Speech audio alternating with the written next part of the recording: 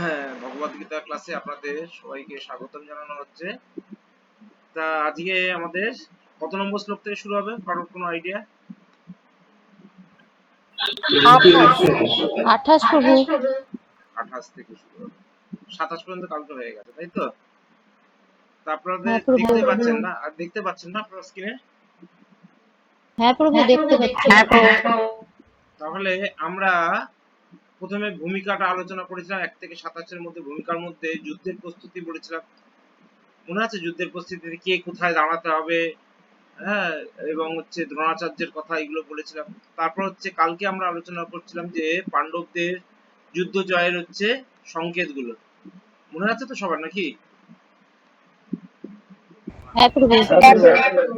Plus হচ্ছে তারপর দেখলাম যে ভগবানের যে কতটা দয়ালু, ভগবান স্বয়ং ড্রাইভার হিসেবে কাজ করছে কার?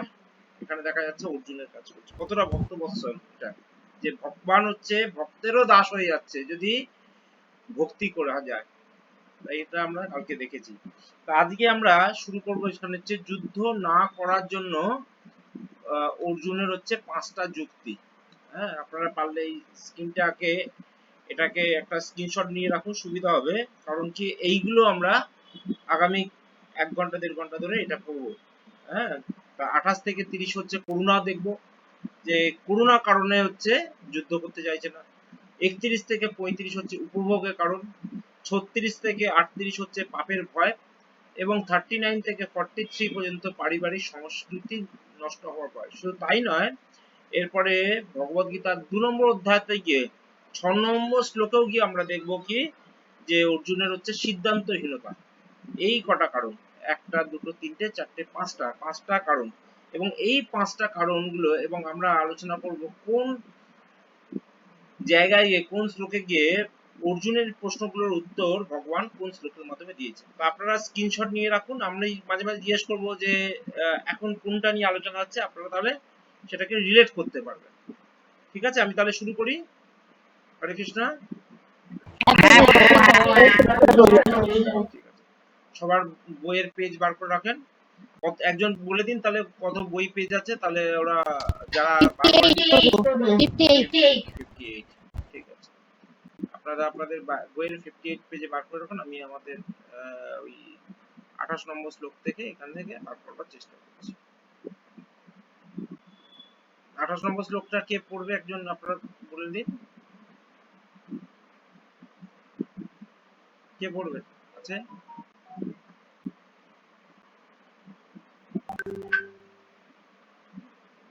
নাম বলুন, চলে আসুন। আপনার নামটা বলুন, আমি দেখতে পাচ্ছি না আপনাকে স্ক্রিনে।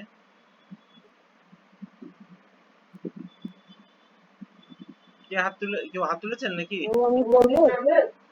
হ্যাঁ, 28 নম্বর শ্লোক তো। আপনার নামটা বলে আপনি শুরু করবেন। হ্যাঁ, মাথায় নামটা বলে শুরু করুন, আপনি রেডি করুন। আমি বলবো। হ্যাঁ, নামটা রিঙ্কু মাতাজি। হ্যাঁ, বলুন। 28 নম্বর শ্লোক। এখানে আমরা আগে শুরু করি।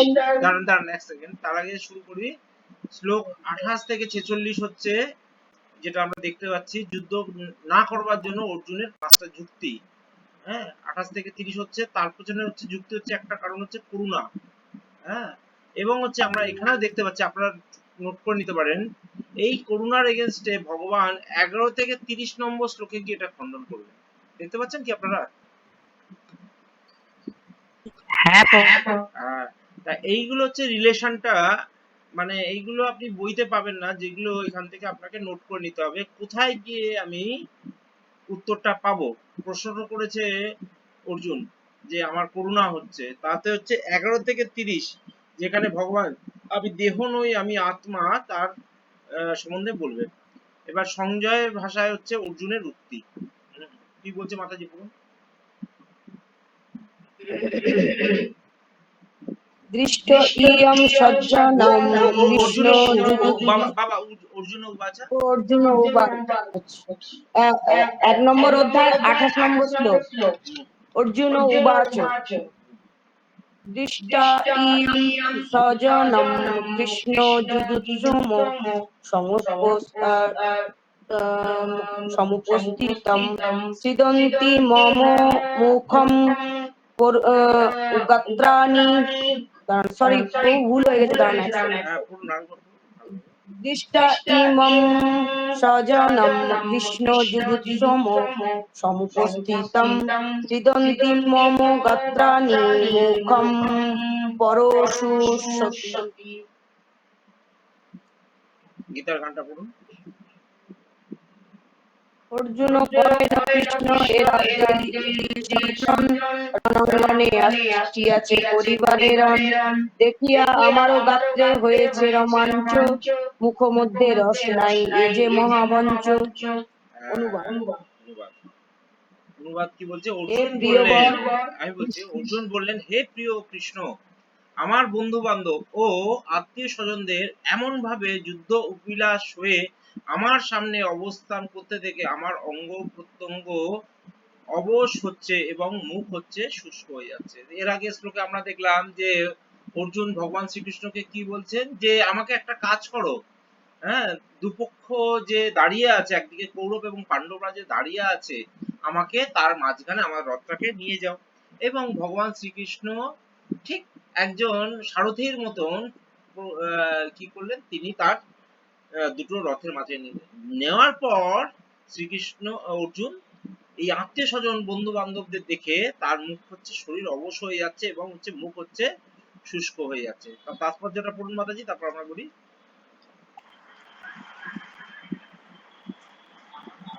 তাৎপর্যটা পড়ুন। তাৎপর্য ভগবত পিছনে কার যিনি সাউন্ড অন হয়ে আছে? প্রকৃত দাঁড়া দাঁড়া দাঁড়া, কার প্রকৃত সাউন্ড? ভগবত ভক্ত, তার মধ্যে দাঁড়া দাঁড়া দাঁড়া, অনিমা মাতাজি, অনিমা মাতাজি।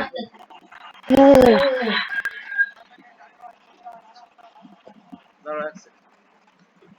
অনিমা মাতাজির সাউন্ড অন সাউন্ড হয়ে অফ আছে। করে দিয়েছি, আপনি সাউন্ড অফ করে দেন। হ্যাঁ, বলুন মাতাজি। যিনি প্রকৃত ভগবত ভক্ত, তার মধ্যে সদ্গুণটি বর্তমানে থাকে, যা সাধারণত দেবতা ও দৈবী ভাবাপন্ন মানুষের মধ্যে কেবল দেখা যায়।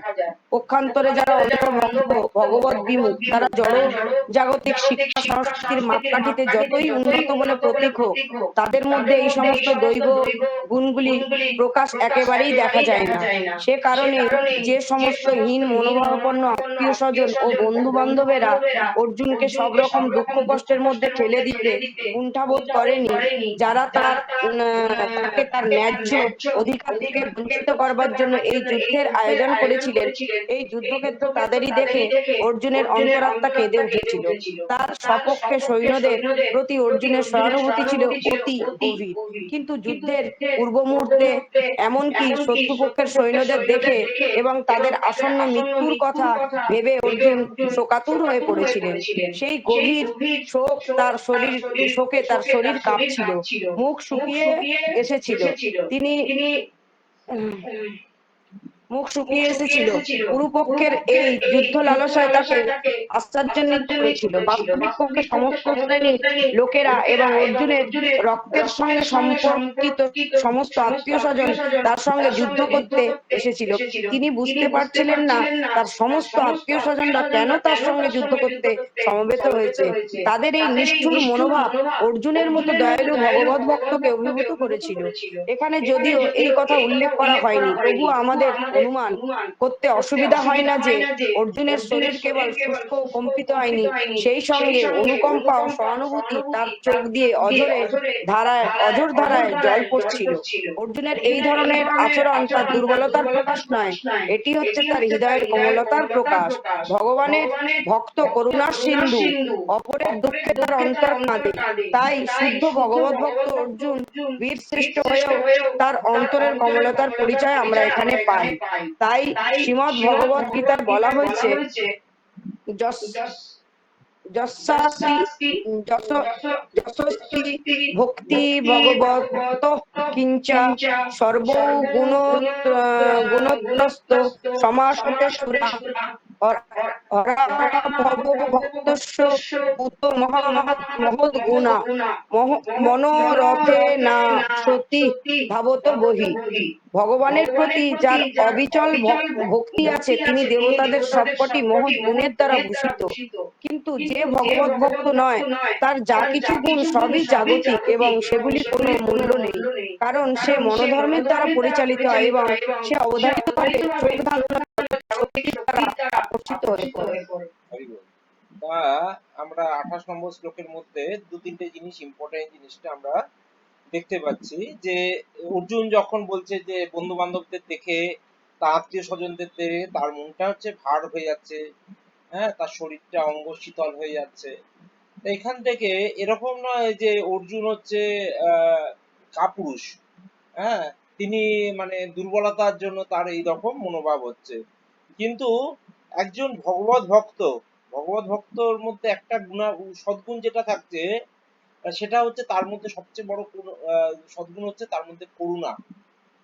আপনারা যদি এইভাবে দেখেন যে এরকম নয় যে সে যুদ্ধ করতে ভয় পাচ্ছে, যদি হেরে যায় এই সমস্ত কিছু আমার সম্পত্তি চলে যাবে, বা আমি যদি মরে যাই, আমার ফ্যামিলি যদি মরে যায়, এরকম নয়, কিন্তু তার মধ্যে এই যে গুণাবলী সেইগুলো গুণাবলীটা কি হচ্ছে তার করুণা থেকে আসছে। করুণা মানে হচ্ছে তার হৃদয় কতটা কোমল, হ্যাঁ, সেটার থেকে আমরা বুঝতে পারছি। একজন ভগবত ভক্ত দেখুন এখানে খুব সুন্দরভাবে প্রভুপাদ উল্লেখ করেছে তার কোমল হৃদয়ের প্রকাশ, হ্যাঁ, সে হচ্ছে করুণা সাগর। কারণ দেখবেন অনেক সময় তার সাথে রিলেটেড ব্যাপার না হলেও দেখবেন ভগবত ভক্ত যদি কারোর সাথে যদি অন্যায় হতে দেখছে বা কারোর যদি সমস্যা হতে দেখছে তখন সে তার অন্তর কিন্তু কেঁদে ওঠে, হ্যাঁ, তার হৃদয়টা। অনেক সময় দেখবেন আপনারা এবং সাধারণ মানুষরাও কিন্তু এটাকে খুব এক্সপেক্ট করে।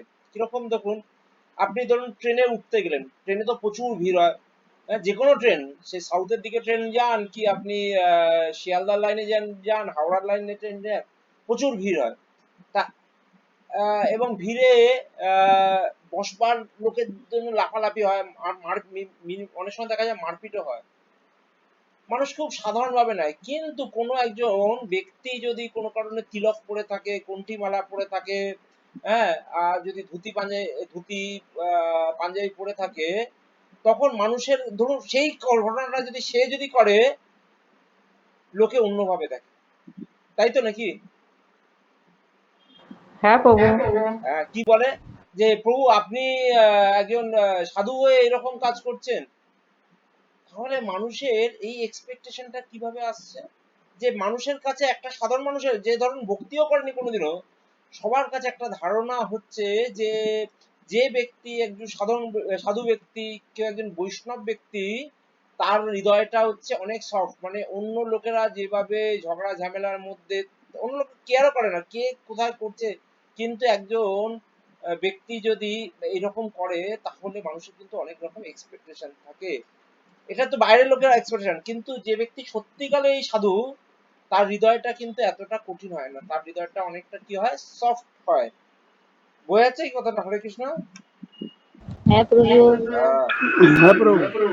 তা এরকম আপনাদের কোনো অভিজ্ঞতা আছে যে ধরুন আপনারা কোনো সময় তিলক পড়ে যাচ্ছেন বা কিছু করতে যাচ্ছেন, আপনাদের এরকম কোনো রকম ফিডব্যাক এসছে এরকম কিছু, যে বা আপনারা কোনো সময় ফিডব্যাক দিয়েছেন এরকম? হ্যাঁ প্রভু আমি দিয়েছি। কিরকম একটু বলুন। হ্যাঁ ওই ঝুলনে গেছিলাম মায়াপুরে। আচ্ছা। আর যখন ওই ঝুলনে মানে রাধা কৃষ্ণ তখন ঝুলন যাত্রায় যাচ্ছিলেন ও পেছনে পেছনে আমরা হেঁটে যাচ্ছি। আর আমি তো সেই প্রথম থেকেই মানে একদম রাধা কৃষ্ণের পেছনেই ছিলাম, দাঁড়িয়ে আছি।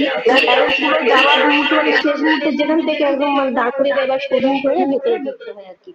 তো এবার আমি দাঁড়িয়ে আছি, একটা বৈষ্ণব আমাকে আর দাঁড়াতেই দিচ্ছে না, ওকে বলছে আপনি কোথা থেকে এসেছে, এভাবে কেন দাঁড়ালেন, আপনি যান ওই দিকে ধারে চলে যান। সে আমাকে মানে একদম দাঁড়াতেই দিচ্ছে না, বলছে আমি প্রথম থেকেই এখানে আছি কিন্তু আমার কথা শুনছেই না, মানে আমাকে কেমন করছে। আমি তখন বলেছিলাম তাহলে আপনি একটা বৈষ্ণব লোক আমাকে এমন মিথ্যা কথা কেন বলছেন, আমি তো প্রথম থেকেই এখানে দাঁড়িয়ে আছি, আপনি কেন এরকম করছেন। তা অন্য একজন অনেক ভদ্রলোক এসে বলছে উনি তো ঠিকই বলেছেন, উনি তো অনেকক্ষণ থেকেই দাঁড়িয়ে আছে, আপনি এসব ঝামেলা করেন না, ছেড়ে দিন ছেড়ে দিন। একটা বৈষ্ণব বাচ্চা ছেলে মানে 25-26 বছরই বয়স, ও এসে আবার বললো বল ছেড়ে দিন প্রভু এরকম করছেন কেন, ছেড়ে দিন। তাহলে এখান থেকে আপনার ঘটনা থেকে যেটা বোঝা যাচ্ছে, হ্যাঁ, যে মানুষের জীবনে মানুষের বৈষ্ণবদের কাছ থেকে একটা কিছু এক্সপেকটেশন থাকে, আর যিনি নিজের জীবনে বৈষ্ণব আচার করছেন এবং যিনি বৈষ্ণব ব্যবহার করছেন তার তো নিজের জীবনে অনেক এক্সপেকটেশন তো অনেক বেশি থাকে, কারণ তার হৃদয়ের মধ্যে কি গুণ থাকে, তার হৃদয় হচ্ছে কোমল হয়। কোনো কিছু মানুষকে যদি শারীরিকভাবে হত্যা করা তো দূরের কথা, কটু বাক্য যদি কোনো কারণে বলতে হয়, হ্যাঁ, সে হয়তো সেই সময় দাঁড়িয়ে কটু বাক্য করলো, কিন্তু হৃদয়ের মধ্যে তার মধ্যে কি হয়, তার কোমলতার জন্য পরবর্তী সময় সে কিন্তু গ্লানিও করে যে না আমার এরকম বলাটা হয়তো উচিত হয়নি, কিন্তু ওই পরিস্থিতি হয়তো আমি করে ফেলেছি, কিন্তু এরকম করা উচিত হয়নি। এটা হচ্ছে কোমল অনুশোচনা হৃদয়, হয়। অনুশোচনা হয় তার মধ্যে। তাই এবার আমরা 29 নম্বর শ্লোকে যাব। মাতাজি পড়ুন।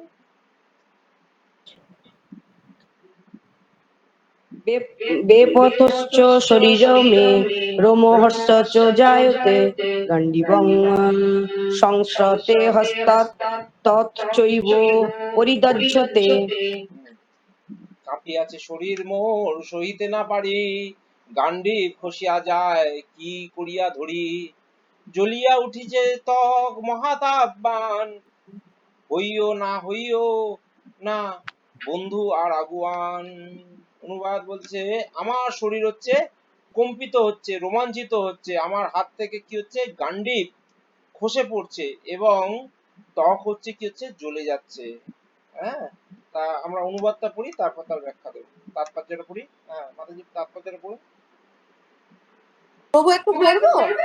হ্যাঁ মাতাজি এটা কমপ্লিট করেন, পরেরটা আপনি পড়েন, অনেকগুলো আছে তো। শরীরে কম্পন দেখা দেওয়ার দুটি কারণ আছে এবং রোমাঞ্চ হওয়ারও দুটি কারণ আছে। তার একটি হচ্ছে চিন্ময় আনন্দের অনুভূতি এবং অন্যটি হচ্ছে প্রচন্ড জড়জাগতিক ভয়। অপ্রাকৃত অনুভূতি হলে কোনো ভয় থাকে না। অর্জুনের এই রোমাঞ্চ ও কম্পনের অপ্রকৃত আনন্দের অনুভূতির ফল নয়, পক্ষান্তরে জড়জাগতিক ভয়ের ফলে। এই ভয়ের উদ্বেগ হয়েছিল তার আত্মীয় পরিজনদের প্রাণহানির আশঙ্কার ফলে। তার অন্যান্য লক্ষণ দেখেও আমরা তা স্পষ্ট বুঝতে পারি। অর্জুন এতই অস্থির হয়ে পড়েছিলেন যে তার হাত থেকে গান্ডীব ধনু খসে পড়েছিল এবং প্রচন্ড দুঃখে তার হৃদয় দগ্ধ হওয়ার ফলে তার ত্বক জ্বলে যাচ্ছিল। এই সমস্ত কিছুর মূল কারণই হচ্ছে ভয়। অর্জুনের এই অর্জুন এই মনে করে ভীষণভাবে ভীত হয়ে পড়েছিলেন যে তার সমস্ত আত্মীয় স্বজনেরা সেই যুদ্ধে হত হবে এবং এই যে হারাবার ভয় তারই বাহ্যিক প্রকাশ হচ্ছিল তার দেহের কম্পন, রোমাঞ্চ, মুখ শুকিয়ে যাওয়া, গা জ্বালা করা আদির মাধ্যমে। গভীরভাবে বিবেচনা করলে আমরা দেখতে পাই অর্জুনের এই ভয়ের কারণ হচ্ছে তিনি তার দেহটিকে তার স্বরূপ বলে মনে করেছিলেন এবং তার দেহের সম্বন্ধে যারা তথাকথিত আত্মীয় তাদের হারাবার শোকে তিনি মুহ্যমান হয়ে পড়েছিলেন। তাহলে আমরা এখানে দেখতে পাচ্ছি তিনি বলছেন কি আমার শরীর হচ্ছে কম্পিত হচ্ছে, রোমাঞ্চিত হচ্ছে, আমার হাত থেকে গান্ডীব খসে পড়ছে। গান্ডীব মানে কি? ধনুক ধনুক। ধনু। ধনুকটা খসে পড়ছে এবং হচ্ছে ত্বক হচ্ছে কি হচ্ছে জ্বলে যাচ্ছে। তো এখানে দেখুন দেখুন লেখা আছে তার শরীরে আমাদের এরকম, কার সাউন্ড অন হয়ে আছে বাবা? এই যে এই যে এইগুলো হচ্ছে ক্লাসের কণিকা নাকি মাতাজি বুঝবার চেষ্টা করেন। হ্যাঁ, তা এই যে আমরা দেখতে পাচ্ছি যে দুটো কারণে হচ্ছে আমাদের শরীরের মধ্যে এরকম কম্পন হয় বা শরীর কাঁপতে থাকছে বা থাকতে থাকছে, দুটো কারণ। একটা হঠাৎ করে যদি কোনো কারণে রোমাঞ্চিত বা আনন্দিত যদি হয়, চিন্ময় আনন্দ হয়, যেমন আমরা দেখতে পাই যখন চৈতন্য চরিতামৃতে, হ্যাঁ, স্বয়ং চৈতন্য মহাপ্রভু যখন জগন্নাথ দর্শন করলেন, আপনারা যখন চৈতন্য চরিতামৃত পড়া হচ্ছিল তার শরীরের মধ্যে সেই অষ্টসাত্ত্বিক বিকার হয়েছিল, মনে আছে আপনাদের যখন পড়ানো হচ্ছিল? হ্যাঁ প্রভু। হ্যাঁ প্রভু। অষ্টসাত্ত্বিক বিকার হচ্ছে, শরীর কম্পন করছে, শরীর হাতে, ঠিক এটা একটা আধ্যাত্মিক কারণ। আর একটা জড়জাগতিক কারণে হয় যে জড়জাগতিক কোনো কারণে ভয় পেলেন। হ্যাঁ, দেখবেন হঠাৎ করে যদি কোনো নিকট আত্মীয় বা আপনি যাকে ভালোবাসেন তাকে যদি কোনো কারণে হারিয়ে ফেলা যায়, হ্যাঁ, তখন দেখবেন আমাদের এরকম কিন্তু কম্পন আসে, হয় না? বোঝাচ্ছে কি কথাটা? হ্যাঁ প্রভু। হ্যাঁ প্রভু। এইখানে তাহলে অর্জুনের ক্ষেত্রে কি হচ্ছে? আধ্যাত্মিক কারণে তার কম্পন হচ্ছে না জাগতিক কারণে কম্পন হচ্ছে? আধ্যাত্মিক কারণে তার হচ্ছে না, এটা হচ্ছে জড় জাগতিক কারণ। জড়জাগতিক কারণে হচ্ছে। জড়জাগতিক কারণে তার হাত থেকে কি হচ্ছে? গান্ডীব খসে পড়ছে। চিন্তা করে দেখুন, একজন ক্ষত্রিয়, তিনি হচ্ছে অ্যাজ এ ক্ষত্রিয়, ক্ষত্রিয়র হাত দিয়ে যদি তার গান্ডীব খসে মারা যাওয়া মানে হচ্ছে ক্ষত্রিয়র কিন্তু সেখানেই কিন্তু পতন। বুঝতে পারছেন কি? যদি যুদ্ধক্ষেত্রে তার হাত থেকে যদি গান্ডীব তীর যদি পড়ে যায়, তাহলে কি হবে? ও অপরপক্ষ কি করবে? সঙ্গে সঙ্গে তাকে তীর বিক্ষেপ করবে, তাই তো? হ্যাঁ প্রভু। বলে বলে কোনো যুদ্ধে যদি ক্ষত্রিয়র হাত থেকে গান্ডীব খসে পড়ে, তাহলে কিন্তু এটা একটা অশুভ লক্ষণ। হ্যাঁ, সেটা কিন্তু শুভ লক্ষণ নয়। কিন্তু এখানে অর্জুনের মতো বীর, তার হাত থেকেও গান্ডীব পড়ে যাচ্ছে। কি জন্য? কি কার প্রতি আসক্তি? তার আত্মীয় স্বজন, ভাই, হ্যাঁ, কাকা জ্যাঠা, হ্যাঁ, বন্ধু বান্ধব, হ্যাঁ, তাদের প্রতি আসক্তি।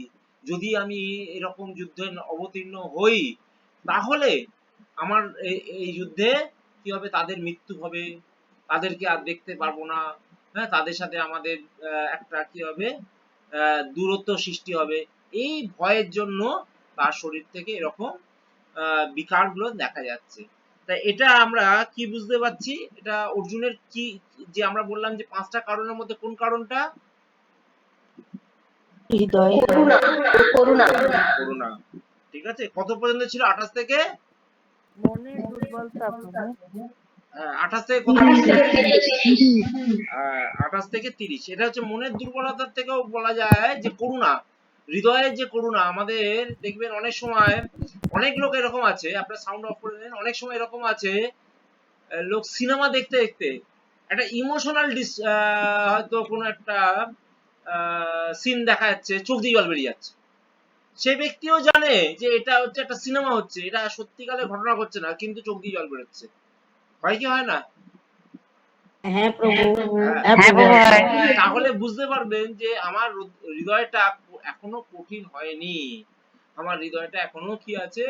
তুমুল আছে। তার ফলে কি হচ্ছে? চোখ দিয়ে দেখবেন, হ্যাঁ, অটোমেটিক্যালি জল, বা কোনো একটা ইমোশনাল কথা শুনলেও দেখবেন অটোমেটিক্যালি চোখ দিয়ে জল চলে আসছে। উনি অনুভব করেন গভীর ভাবে, তাই চোখ দিয়ে জল আসে। ঠিক আছে, সাউন্ড অফ করে দেন। সাউন্ড অফ করে দেন। হ্যাঁ, 30 থেকে 30 নম্বর শ্লোক হলে আমাদের এই 28 থেকে 30 পর্যন্ত ছিল, তাই তো? নাকি আপনাদের বলুন তো, করুণা। হ্যাঁ প্রভু, 28 থেকে 30 করুণা। 30টা পর্যন্ত মাতাজি করে নিক, তারপর আবার পরের জন রেডি হয়ে থাকবেন, কে পড়বেন সে পরের শ্লোকগুলো শুরু করবে। হ্যাঁ মাতাজি শুরু করুন 30 নম্বর। ন চ শুক্লামি অবস্থাতুম ভ্রমতি ইব চ মে মন নিমিত্তান্তি চ পশ্যামি বিপরীতানি কেশব। গীতার গানটা বলুন। বিপরীত বিপরীত অর্থ দেখি শুনো। না না, ওটা না, গীতার গানটা বলুন। অস্থির হয়েছি আমি, স্থির নহে মন, সব ভুলে হয়ে যায় কি করি এখন। তারপর বিপরীত বিপরীত অর্থ দেখি শুনো কেশব, এই যুদ্ধে কাজ নাই হলো পণ্ড সব। তাহলে অস্থির হয়েছি আমি, স্থির নাই মন। আমার শরীর, আমার মনটা কি হচ্ছে? অস্থির হয়ে গেছে, স্থির আর নয়। সব ভুলে যায় কি করে এখন। আমি তো সমস্ত যা এতদিন ধরে যা শিক্ষা নিয়েছি আমার গুরুদেবের কাছ থেকে, আমি তো সব ভুলে যাচ্ছি। গুরুদেব আমায় বলেছে কোনো সময় যুদ্ধক্ষেত্রে গান্ডীব ছাড়বে না, বা স্থির হয়ে দাঁড়িয়ে থাকবে, সব ভুলে যাচ্ছি। বিপরীত অর্থ দেখি শুনো হে কশব, যাহা দেখছি সমস্ত মনে হচ্ছে অপোজিট হচ্ছে। এই যুদ্ধে কাজ করে লাভ নেই, চল সবকিছু পণ্ড হয়ে যাচ্ছে, সমস্ত কিছু নষ্ট হয়ে যাচ্ছে। হে কেশব, আমি এখন আর স্থির থাকতে পারছি না, এখন আমি আর স্থির থাকতে পারছি না, আমি আত্মবিস্মৃত হচ্ছি, এবং আমার চিত্ত হচ্ছে কি হচ্ছে? উদ্ভ্রান্ত হচ্ছে। হে কেশী, দানবন্ত কৃষ্ণ, আমি কেবল অমঙ্গল সূচক লক্ষণ সমূহ দর্শন করছি। এখানে দেখুন ভগবানকে কি বলছে? কেশী দানবংশ কৃষ্ণ। হ্যাঁ, আমরা আসবো। এটা তাৎপর্যটা পড়ুন মাতাজি। অর্জুন অস্থির হয়ে পড়েছিলেন, তাই তিনি যুদ্ধক্ষেত্রে থাকতে অক্ষম হয়ে পড়েছিলেন এবং তার মন এতই বিমোহ্য হয়ে পড়েছিল যে তিনি আত্মবিস্মৃত হয়ে পড়েছিলেন। জড়জগতের প্রতি আধ্যাত্মিক আসক্তির মানুষকে মোহাচ্ছন্ন করে ফেলে। ভয়ং দ্বিতীয়া ভিনিবেশত সং। এই ধরনের ভীতি ও আত্মবিস্মৃতি তখনই দেখা যায় যখন মানুষ জড়াশক্তির দ্বারা অত্যন্ত প্রভাবিত হয়ে পড়ে। অর্জুন অনুভব করেছিলেন সেই যুদ্ধের পরিণতি হচ্ছে কেবল স্বজন হত্যা এবং এভাবেই শত্রু নিধন করে যুদ্ধে জয়লাভ করার মধ্যে কোনো সুখ তিনি পাবেন না। এখানে নিমিত্তানি বিপরীতানি কথাগুলো তাৎপর্যপূর্ণ। মানুষ যখন নৈরাশ্য ও হতাশার সম্মুখীন হয় তখন সে মনে করে আমার বেঁচে থাকার তাৎপর্য কি? সকলেই কেবল তার নিজের সুখ সুবিধার কথাই চিন্তা করে, ভগবানের বিষয়ে কেউই মাথা ঘামান না। শ্রীকৃষ্ণের ইচ্ছাতেই অর্জুন তার প্রকৃত স্বার্থ বিষয়ে অজ্ঞানতা প্রদর্শন করেছেন। মানুষের প্রকৃত স্বার্থ নিহিত রয়েছে বিষ্ণু অর্থাৎ শ্রীকৃষ্ণের মাঝে। মায়াবদ্ধ জীবরা এই কথা ভুলে গেছে, তাই তারা নানাভাবে কষ্ট পায়। এই দেহাত্ম বুদ্ধির প্রভাবে মোহাচ্ছন্ন হয়ে পড়ার ফলে অর্জুন মনে করেছিলেন তার পক্ষে কুরুক্ষেত্রের যুদ্ধে জয়লাভ করাটা হবে গভীর মর্মবেদনার কারণ। এখান থেকে আমরা দেখতে পাচ্ছি কি, এখান থেকে দুটো ভাব আমরা লক্ষ্য করছি, মন দিয়ে শুনবেন। একটা তো অর্জুনের ব্যাপারটা, অর্জুনটা হচ্ছে কি তাদের আত্মীয় স্বজনকে ভাবছে যে এদের জন্য তো আমি আত্মীয় স্বজন এই করছি, কিন্তু এদেরকে হারিয়ে আমি কিভাবে সুখী হতে পারবো, এটা তিনি ভাবছেন। হ্যাঁ, সকলেই কেবল নিজের সুখ সুবিধার কথা চিন্তা করেন, হ্যাঁ, কিন্তু কেউ ভগবানের কথা মাথা ঘামায় না। এখান থেকে দেখুন আরেকটা দুভাবে যদি আমরা চিন্তা করি, অনেক সময় দেখি অনেক জেনারেশনের মানুষরা হচ্ছে সুইসাইড করবার জন্য এগিয়ে যায়, তাই তো নাকি? হরে কৃষ্ণ। কেন কেন এগোয়, কেন এগোয়, কি ধারণা আপনাদের যে কেন একটা মানুষ সুইসাইডের মতন পরিস্থিতিতে এগিয়ে যায়? কোনো মানসিক যন্ত্রণা হয়। বিমূঢ় হয়ে যায়, মানে কি করবে কিছু ভেবে পায় না।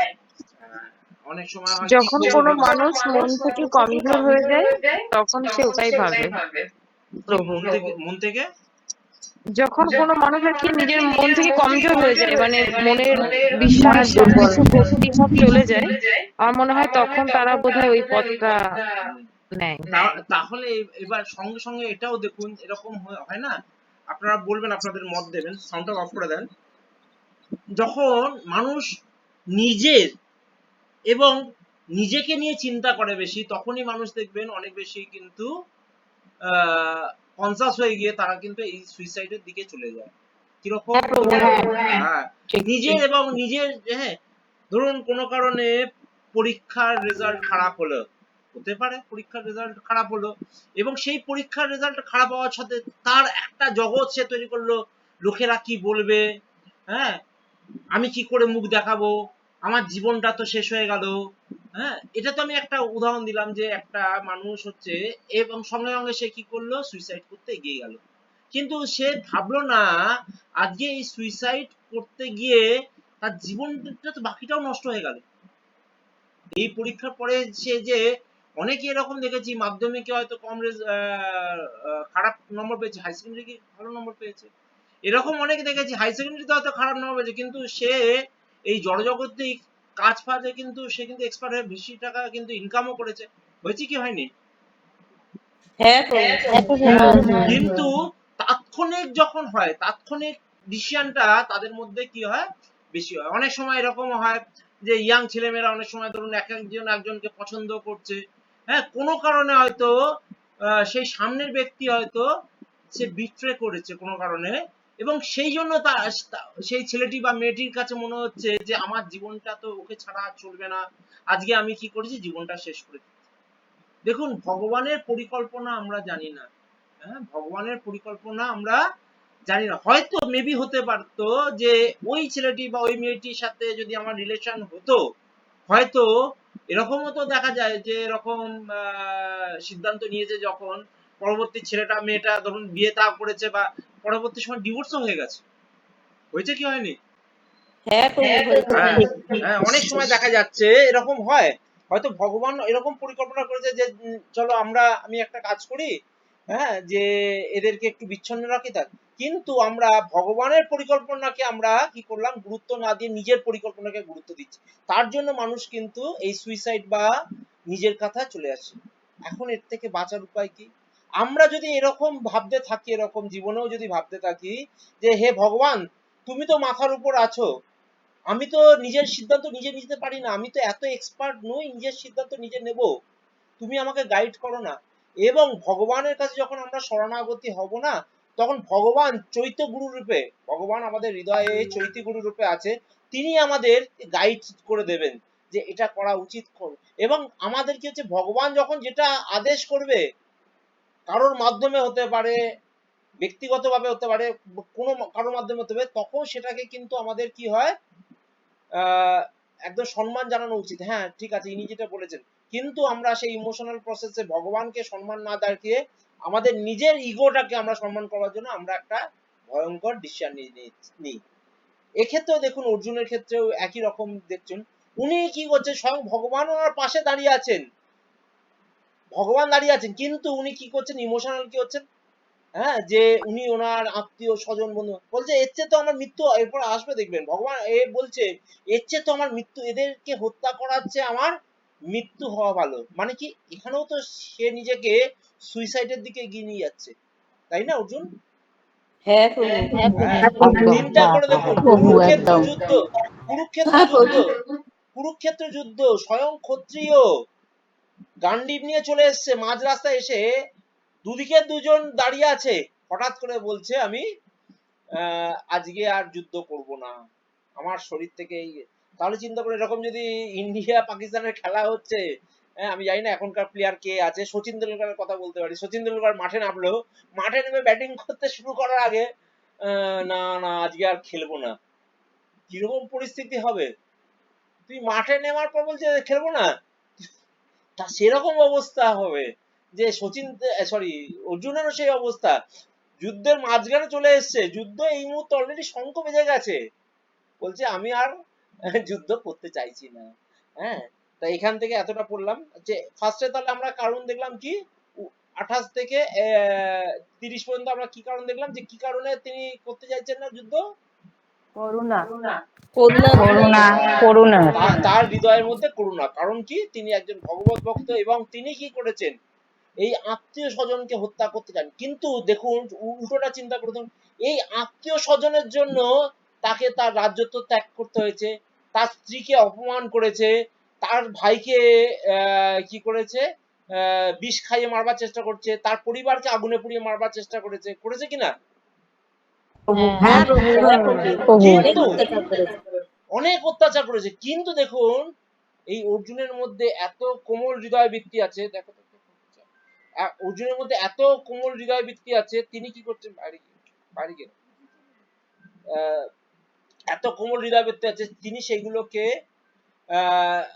মনে করছেন না কিছু, তিনি কি হচ্ছে সেইগুলোকে ভুলে গিয়ে তিনি তাদেরকে বলছেন যে তাদের যদি হত্যা করি আমার মধ্যে কিন্তু কোমল আসছে। ক্লিয়ার হচ্ছে কি কথাটা?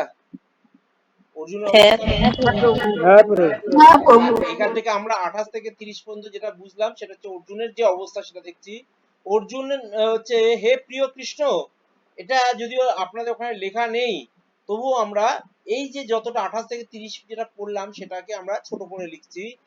অর্জুন বলবার চাইছে হে প্রিয় কৃষ্ণ, আমার সমস্ত বন্ধু বান্ধব আত্মীয় স্বজনকে এমন যুদ্ধ অভিলাষা দেখে, আমার সামনে অবস্থান করে দেখে আমার অঙ্গ প্রত্যঙ্গ কি হচ্ছে, অবশ হচ্ছে, মুখ শুকিয়ে যাচ্ছে, হ্যাঁ মুখ শুকিয়ে যাচ্ছে, হ্যাঁ সর্বোপরি কম্পিত হচ্ছে, শরীর হচ্ছে কাঁপছে, হাত থেকে আমার গান্ডিব খসে পড়ছে, আমার ত্বক হচ্ছে জ্বলে যাচ্ছে, আমার মাথা স্থির থাকছে না, আমার আত্মবিস্তৃত হচ্ছে, আমি সমস্ত কিছু ভুলে যাচ্ছি, আমার চিত্ত হচ্ছে উদ্ভ্রান্ত হচ্ছে এবং কেবল অমঙ্গল সূচক লক্ষণগুলো দর্শন করছে। অমঙ্গল সূচক লক্ষণগুলো কি? অমঙ্গল সূচক লক্ষণ কি? যে আমার খসে পড়ছে, অমঙ্গল সূচক কি, আমার যে আমার যে আত্মীয় স্বজন নিকট আত্মীয় তাদের মৃত্যু হবে, সেটা কি, সেটা তো আমার কাছে অমঙ্গল। হ্যাঁ সেটাই অমঙ্গল সূচক দেখছি। পরের জন কে আছে, আপনি আসুন পড়বেন, কে আছেন পড়ুন। ন চ শ্রেয়োহনুপশ্যামি তার মানে হত্বা স্বজনমাহবে ন কাঙ্ক্ষে বিজয়ং কৃষ্ণ ন চ রাজ্যং সুখানি চ।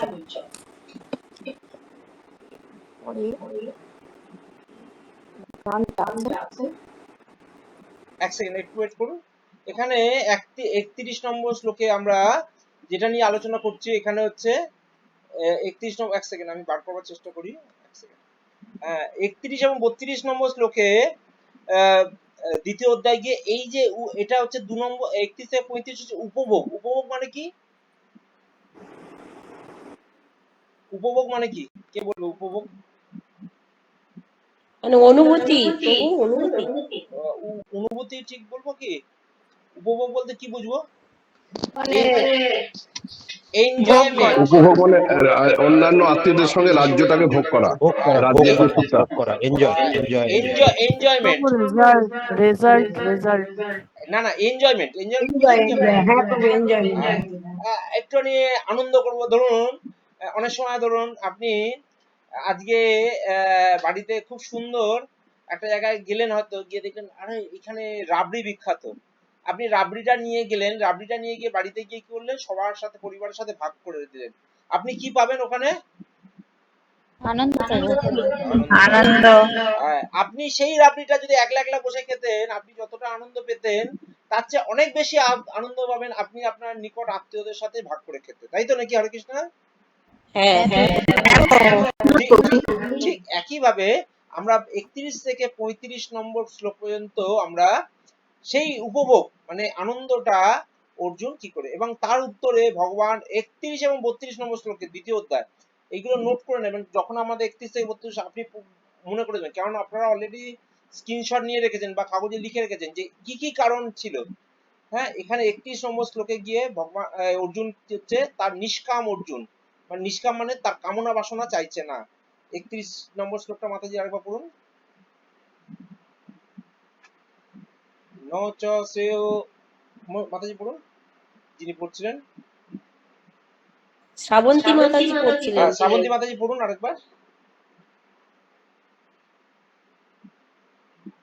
আছে নাকি আপনার সাউন্ডটা অফ হয়ে আছে মাতাজি। হরে কৃষ্ণ। আশিস বাবু পড়ুন। হ্যাঁ আছেন শ্রাবন্তী মাতাজি? হ্যাঁ ন পড়ুন। ন চ শ্রেয়োহনুপশ্যামি হত্যা স্বজনমাহবে ন কাঙ্ক্ষে বিজয়ং কৃষ্ণ ন চ রাজ্যং সুখানি চ। গীতার গানটা পড়ুন। গীতার গান, গীতার গান হচ্ছে কোন হিত নাহি যেথা স্বজন সংহারে যুদ্ধে মোর কাজ নাই ফিরাও আমারে হে কৃষ্ণ বিজয় মোর নাহি সে আকাঙ্ক্ষা রাজ্য আর সুখ শান্তি সবই আশঙ্কা। হে কৃষ্ণ, হে কৃষ্ণ, যুদ্ধের আত্মীয় স্বজনদের নিধন করা আমার কাছে শ্রেয়স্কর না, তাই আমি যুদ্ধ জয় লাভ করতে চাই না, রাজ্য এবং সুখ লাভ করার কামনাও করি না। আমরা পড়বো এটার মানে, এটা মাতাজি একটু তাৎপর্যটা পড়ে নেন। মায়াবদ্ধ মানুষ বুঝতে পারে না, মায়াবদ্ধ মানুষ বুঝতে পারে না তার প্রকৃত স্বার্থ নিহিত আছে বিষ্ণু বা শ্রীকৃষ্ণের মাঝে। এই কথা বুঝতে না পেরে তারা তাদের দেহজাত আত্মীয় স্বজনের দ্বারা আকৃষ্ট হয়ে তাদের সাহচর্যে সুখী হতে চায়। জীবনের এই প্রকার অন্ধ ধারণার বশবর্তী হয়ে তারা এমনকি জাগতিক সুখের কারণগুলিও ভুলে যায়। এখানে অর্জুনের আচরণে আমরা দেখতে পাই তিনি তার ভ্রাতৃধর্মও ভুলে গেছেন। শাস্ত্রে বলা হয়েছে দুই রকমের মানুষ দিব্যালোকে উদ্ভাসিত সূর্যালোকে উত্তীর্ণ হন। তারা হচ্ছেন এক, শ্রীকৃষ্ণের আজ্ঞানুসারে যুদ্ধে অবতীর্ণ হয়ে যে ক্ষত্রিয় রণভূমিতে প্রাণত্যাগ করেন তিনি, এবং দুই, সর্বত্যাগী সন্ন্যাসী আধ্যাত্ম চিন্তায় গভীরভাবে অনুরক্ত তিনি। অর্জুনের অন্তঃকরণ এতই কোমল যে তার আত্মীয় স্বজনের প্রাণ হনন করা তো দূরের কথা, দূরের কথা, তিনি তার শত্রুকে পর্যন্ত হত্যা করতে নারাজ ছিলেন। তিনি মনে করেছিলেন তার স্বজনদের হত্যা করে তিনি সুখী হতে পারবেন না।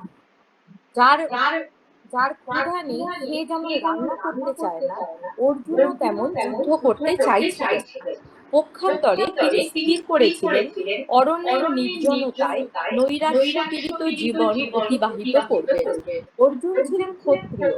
এই ধর্ম পালন করার জন্য তার রাজত্বের প্রয়োজন ছিল, কিন্তু ন্যায়সঙ্গতভাবে পাওয়া সেই রাজত্ব থেকে দুর্যোধন আদি কৌরবরা তাকে বঞ্চিত করার ফলে সেই রাজ্যে তার অধিকারের পুনঃপ্রতিষ্ঠা করার জন্য কৌরবদের সঙ্গে যুদ্ধ করা অপরিহার্য হয়ে পড়েছিল।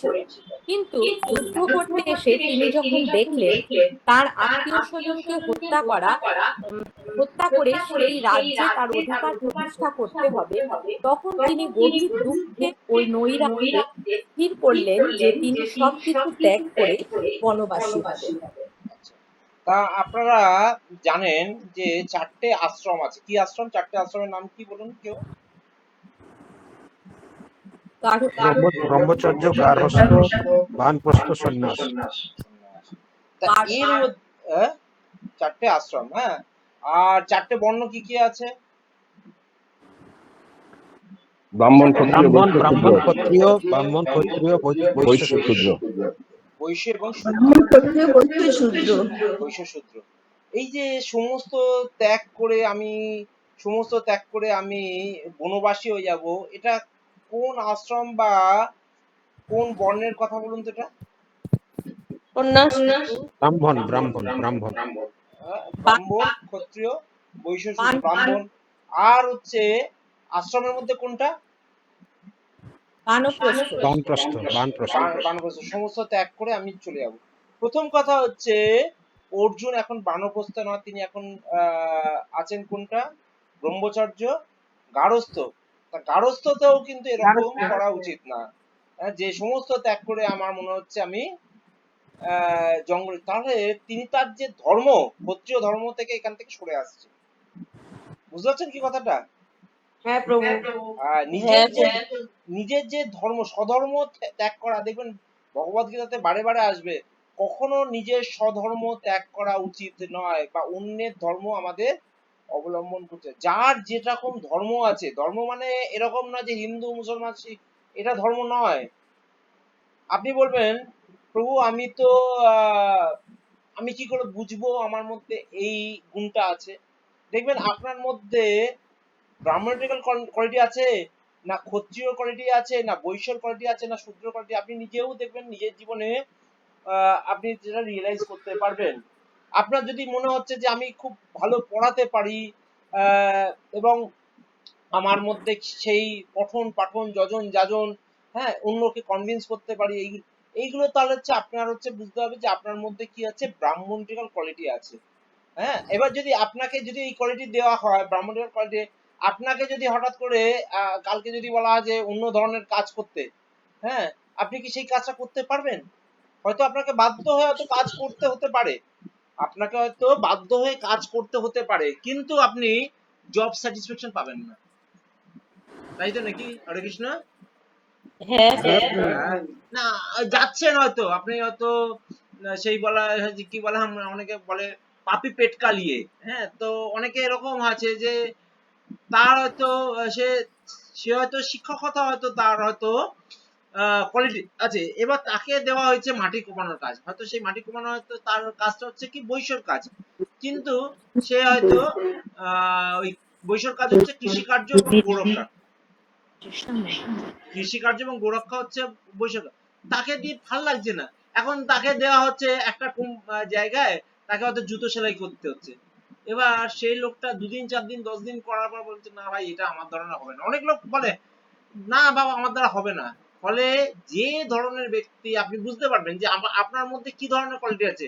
আপনার মধ্যে ধরুন সবসময় দেখবেন একটা লড়াই করার মানসিকতা, হ্যাঁ, বা সবার আপনার মধ্যে এরকম আছে যে সবসময় হচ্ছে ডোমিনেট করার ক্ষমতা, আপনার মধ্যে একটা আছে যে লিডারশিপ কোয়ালিটি। তাহলে আপনার মধ্যে কি কোয়ালিটি আছে? আপনি কোন এতে আছেন? আপনার মধ্যে কি আছে তাহলে? বন ক্ষত্রিয়। আছে, ক্ষত্রিয়। আপনার মধ্যে যদি লিডারশিপ থাকে আপনি হচ্ছে ক্ষত্রিয়তে আছেন। হ্যাঁ, আবার ব্রাহ্মণ, ক্ষত্রিয়, বৈশ্য সবসময় কিছু লোক থাকবে দেখবেন, সে ছোটবেলা থেকে আমি এরকমও দেখেছি, মানে মানে আমার সাথে এক বন্ধুর আলাপ হয়েছিল।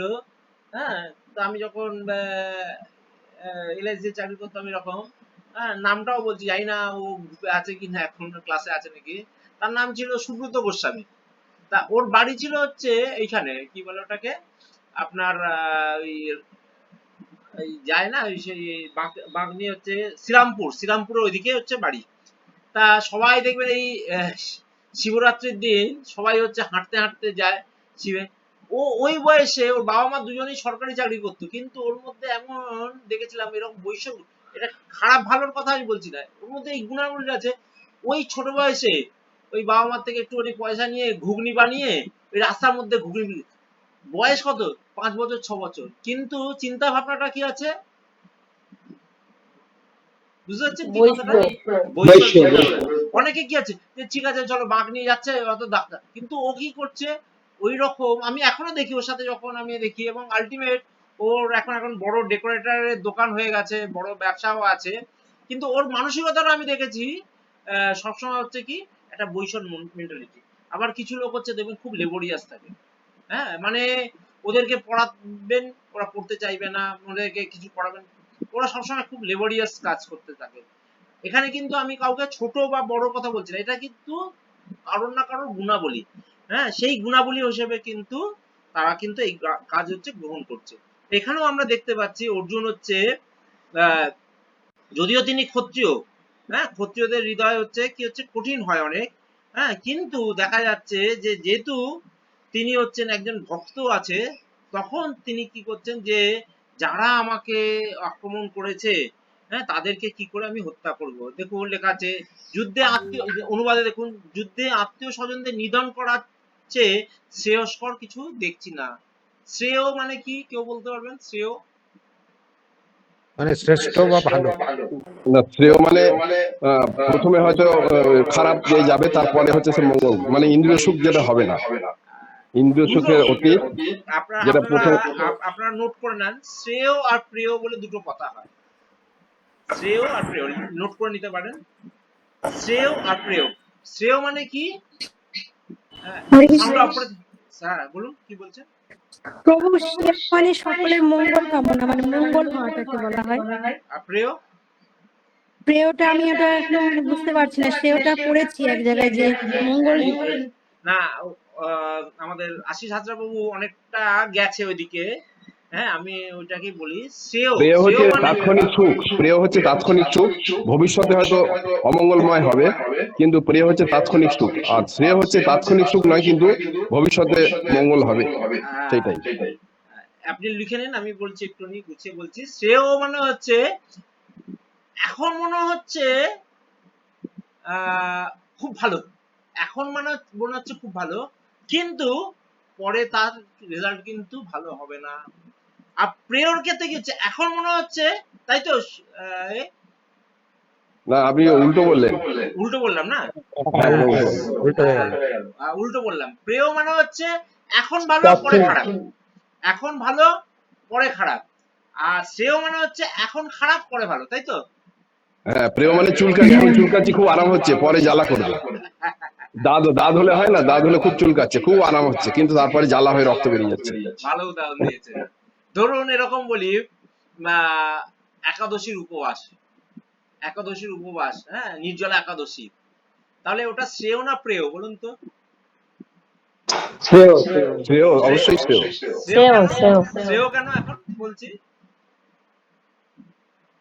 এখন একটু কষ্ট হচ্ছে, কিন্তু আমার মানে পরবর্তীতে খুব মঙ্গলময় হবে, আমার জীবন অনেক মঙ্গলময় হবে। এখানেও বলছে যে আমার জীবনে আমি শ্রেয়স্কর দেখছি না, মানে হচ্ছে কি শ্রেয়স্কর দেখছি না মানে কি, মানে আমার ভবিষ্যতে এটার কোনো ভালো আমি দেখছি না। বুঝতে পারছেন কি কথাটা? হরে কৃষ্ণ। হ্যাঁ প্রভু, হ্যাঁ। মানে যুদ্ধে আত্মীয় স্বজনদের নিধন করে, এখন তো নিধন হয়ে গেল, এটা তো আমার জন্য আমি দেখছি না আমার জন্য শ্রেয় হবে, ভালো হবে। হ্যাঁ, তা ভবিষ্যতে হয়তো এটার যে ফিডব্যাক এগুলো হচ্ছে খারাপ আসতে পারে, তার জন্য বলছে শ্রেয় সবার দেখছে না। তাহলে শ্রেয় আর প্রিয়, হ্যাঁ কি বলছেন পিতাজি মাতাজি? মানে পরে হরে কৃষ্ণ প্রভু। হ্যাঁ কার প্রভু হ্যাঁ বলছি যে আপনি এরকম একটা এক্সাম্পল দিয়েছিলেন আগে একবার, যে এই যে ভক্তি পথে আসা প্রথমটা কষ্টকর, কিন্তু পরবর্তীতে সেটা খুব সুন্দর একটা লাইফ। হ্যাঁ একদম ওই ওই আমরা একটু আগে আলোচনা করলাম একাদশী নিয়ে। হ্যাঁ, ভক্তিতে প্রথম দিকে দেখবেন আপনি তার স্বাদ পাবেন না ভক্তিতে। হ্যাঁ, কি যে এরা করছে এই সন্ধ্যেবেলা, আগে কত ভালো ভালো সিরিয়াল দেখতাম। হ্যাঁ, এই শাশুড়ি বৌমার মধ্যে লড়াই চলছে, বৌমা 4টে বিয়ে করছে, শাশুড়ি বাড়ি থেকে এইসব সিরিয়াল গুলো দেখার যে প্রতিদিন ধরে এইসব 8টা 15 থেকে ক্লাস শুরু করে, এদের কি এই হবে না? তাহলে এই যে যাদের এইরকম চিন্তা, তারা কি হচ্ছে তাৎক্ষণিক জিনিসটাকে তার কাছে প্রিয় মনে হচ্ছে, কিন্তু ভবিষ্যতে সেইগুলো হচ্ছে কি খারাপ দেখা যাবে। কিন্তু এই তাৎক্ষণিক ভাবে অনেক সময় হয় এরকম, উদাহরণ দেওয়া হয় এরকম, দেখবেন আমরা গীতাতে যখন আসবো, আখের রস খেতে কিরকম লাগে? ভালো মিষ্টি। কিন্তু কারোর যদি জন্ডিস হয়, তার কিন্তু আখের রস মিষ্টি লাগে না, তাই তো? হ্যাঁ হ্যাঁ, কিন্তু সে যদি ওষুধ খেতে খেতে খেতে খেতে এরকম হয়, একটা সময় যখন আখের রস মিষ্টি লাগবে, তখন তাহলে বুঝতে হবে তার কি হবে, জন্ডিসটা সেরে গেছে। ঠিক একই ভাবে আমাদের ক্ষেত্রেও একই রকম হয়। আমাদের যেহেতু ভবরোগ হয়েছে, ভবরোগ মানে কি, এই যে আমরা সিমটম গুলো দেখতে পাচ্ছি অর্জুনের মধ্যে, ওরও ভবরোগ। হ্যাঁ, নিজের আত্মীয় স্বজন বন্ধু বান্ধব এদেরকেই মনে হচ্ছে আমার কাছে সব। হ্যাঁ, এটা হচ্ছে ভবরোগ, মানে এই জড়জগতি দেহত্ব বুদ্ধিতে আছে, তখন হচ্ছে মনে হচ্ছে সব। হ্যাঁ, তখন হচ্ছে ভগবান ভক্তির কথা আমরা অনেক সময় ভুলে যাই। কিন্তু যখন কেউ থাকে না, কি বললে, যখন তোমার কেউ ছিল না তখন ছিলাম আমি, ভগবান বলছে এখন তোমার সব হয়েছে, পর হয়েছি আমি। প্রথম যে জিনিসটা দেখবেন, সমস্ত জীবনে যদি অপুলেন্স, অপুলেন্স মানে কি, অপুলেন্স মানে কি বলবো, অপুলেন্স মানে কি বলবো? হ্যাঁ প্রভু আরেকবার বলুন। বুঝতে পারছি না প্রভু। অপুলেন্স বলতে কি বুঝি? অপুলেন্স, অপুলেন্স মানে ঐশ্বর্য। অপুলেন্স মানে হচ্ছে গুণ, হ্যাঁ অপুলেন্স ঐশ্বর্য, মানে হচ্ছে ঐশ্বর্য, ঐশ্বর্য। ঐশ্বর্য। আমাদের জীবনে যখন দেখবেন, গীতাতে আসবে দেখবেন 4 ধরনের ব্যক্তি হচ্ছে ভগবানের ভক্তি করতে পারে। এক হচ্ছে আর্ত, অর্থাদি, জ্ঞানী এবং জিজ্ঞাসু। হ্যাঁ, আর্ত যে কষ্টে আছে। হ্যাঁ, আপনার বাড়িতে হয়তো কেউ একজন ফ্যামিলিতে হয়তো শরীর খারাপ আছে, ভগবান ওকে ঠিক করে দাও, ভগবান ওকে ঠিক করে দাও, ওর শরীর যেন ভালো হয়ে যায়। 4বার আমরা ভগবানের কাছে প্রার্থনা করি কি করি না? আর্ত।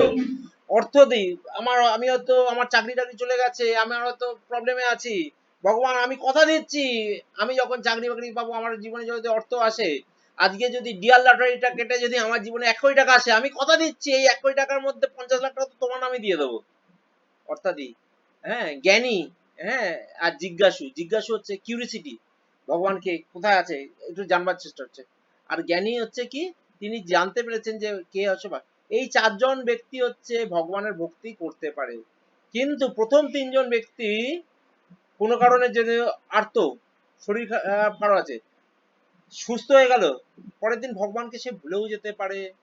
অর্থাৎই সে বললো আমার ডিয়ার লটারি এলে আমি 1 কোটি টাকা দিয়ে দেবো, টাকা পাওয়ার পর আপনি আর আসছেন না তো, মন্দিরে আসছেন না তো, আপনি ভক্তি করছেন, প্রভু আর বলবেন না, টেনশনে আছি, কোথায় টাকাটা ইনভেস্ট করবো, দেখুন টাকাটা পাওয়ার পর 30% তো আমার ইনকাম ট্যাক্স কেটে নিল, এটা কি ঠিক হলো? হয় কি হয় না?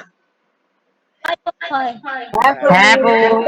ফলে এটা হচ্ছে বাস্তব কথা, যে আমরা ওই আমাদের কাছে ওটা হচ্ছে কি প্রেয়, তাৎক্ষণিক ভাবে হচ্ছে কি হচ্ছে আমরা দেখতে পাই আমাদের জীবনে হচ্ছে ভালো, কিন্তু আলটিমেট ক্ষেত্রে কি হচ্ছে, তাকে হচ্ছে দেখতে পাচ্ছে তার আত্মীয় স্বজন হত্যা করলে সে রাজ্য যে অধিকার করবে, হ্যাঁ নৈরাশ্য, তিনি হচ্ছে বনবাসী হবেন, ঠিক করলেন। তার 32 থেকে 35 পর্যন্ত আমরা যেটা পড়বো, একটা শ্লোকের মধ্যেই আছে 32 থেকে 35। যাদের জন্য রাজ্য সুখ কামনা, তারা সকলেই রণক্ষেত্রে আজ উপস্থিত, পৃথিবীতে তো কথাই নেই, এমনকি ত্রিভুবনের বিনিময়ে আমি যুদ্ধ করতে প্রস্তুত নই। বলে যাদের জন্য আমি এই রাজ্য, যাদের জন্য রাজ্য ও ভোগ সুখ কামনা, তারা সকলেই রণক্ষেত্র জানে তারা মরে যাবে, আর যদি মরে যায় আমি রাজ্য পেয়ে কাদের সাথে শেয়ার করব? হ্যাঁ, মাতাজি 32 থেকে 35 একবারে পড়ে নিন, তাহলে সুবিধা হবে একবারে। কিং নো রাজ্যেন গোবিন্দ কিং ভোগৈর্জি কিং ভোগৈর্জিতেন বা তেষামর্থে কাঙ্ক্ষিতং নো রাজ্যং ভোগা সুখানি চ তো ইমেহ অবস্থিতা যুদ্ধে প্রাণাং ত্যক্তা ধনানি চ আচার্যা পিতরো পুত্রা স্বতৈব চ পিতা মাতুলা শ্বশুরা পৌত্রা শালা সম্বন্ধী নষ্টতা এতান্ন হন্তনিচ্ছামি নতোপি মধুসূদন অপি ত্রৈলোক্য রাজস্ব হেতো কি নু মহিকৃতে নিহত ধার্ত রাষ্ট্রান্ন কাপ্রীতি সাজ্জনার্দন। তা আমরা একটু গীতার গানটা পড়ি। গীতার গানটা যাদের লাগিয়া চাহি সুখ ভোগ শান্তি তারাই এসেছে হেতা দিতেছে অশান্তি। ধন প্রাণ সব ত্যাজি মরিবার তরে সবাই এসেছে হেতা কে জিতে কে মরে। এসেছে আচার্য পূজ্য পিতার সমান সঙ্গে আছে পিতামহ আর পুত্রগণ মাতুল শ্বশুর পৌত্র কত যে কহিব শালা সম্বন্ধী সবাই মরিব। আমি মরি ক্ষতি নাই এরা যদি মরে এদের মরিতে শক্তি নাহি দেখিবারে। ত্রিভুবন রাজ্য যদি পাইব জিনিয়া তথাপি না লইব তাহা এদের মারিয়া। তারপর ধৃতরাষ্ট্রগণ মারি ধৃতরাষ্ট্রগণে মারি কিবা প্রীতি হবে জনার্দন তুমি কৃষ্ণ আপনি কহিবে। কত সুন্দর কথাগুলো দেখুন, প্রভুপাদ এত সুন্দরভাবে গীতার গান। অনেকেই দেখবেন আপনাদের বইতে তো গীতার গান নেই, অনেকেই দেখবেন গীতার গান সম্বন্ধে এত কনসাস নয়, কিন্তু দেখুন গীতার গান কত সুন্দর। যাদের লাগিয়া চাহি সুখ ভোগ শান্তি তারাই এসেছে হেথা দিতে এসে অশান্তি। মানে অনেক সময় হয় না যে ধরুন আমরাও অনেক সময় ছেলেপুলেদের অনেক সময় বলি যে তোর জন্য আমার জীবনের সুখ স্বাচ্ছন্দ্য সমস্ত কিছু আমি দিলাম আর তুই আমাকে এত অশান্তি দিচ্ছিস। অ্যাকচুয়ালি কি হয়, যাদের প্রতি আমাদের ভালোবাসা থাকে তাদের প্রতি আমাদের কি হয় একটা এক্সপেকটেশন থাকে। তার জন্য হচ্ছে জীবনে যদি আপনি শান্তি চান কারোর থেকে এক্সপেকটেশন করবেন। হ্যাঁ মানে হ্যাঁ হরে কৃষ্ণ। এক্সপেকটেশন করবেন। সে আমি বলছি না, আমি মানে আপনাদেরও বুঝে নিন। হ্যাঁ, স্ত্রী স্বামীর প্রতিও এক্সপেকটেশন করার দরকার নেই। হ্যাঁ, স্বামীরও স্ত্রীর প্রতিও করার দরকার নেই, ছেলেপুলের প্রতি করার নেই, এই জগতের কারো কাছে এক্সপেকটেশন করবেন না। হ্যাঁ, আপনি যেটা করতে পারবেন আপনি আপনার দায়িত্বটা যেটা আছে সেটাকে কিন্তু ফুলফিল করবার চেষ্টা করবেন। আমরা আমাদের দায়িত্ব, হয়তো আমি কারো স্বামী, আমার যে দায়িত্ব আছে সেটা ফুলফিল করব। হ্যাঁ, কিন্তু তার প্রত্যুত্তরে তার থেকে আমি তোমার জন্য এটা করলাম, তার প্রত্যুত্তরে তুমি কষ্ট পাবে। হ্যাঁ, কার সাউন্ড অন হয়ে আছে বাবা দেখো, হ্যাঁ, কষ্ট পাবেন।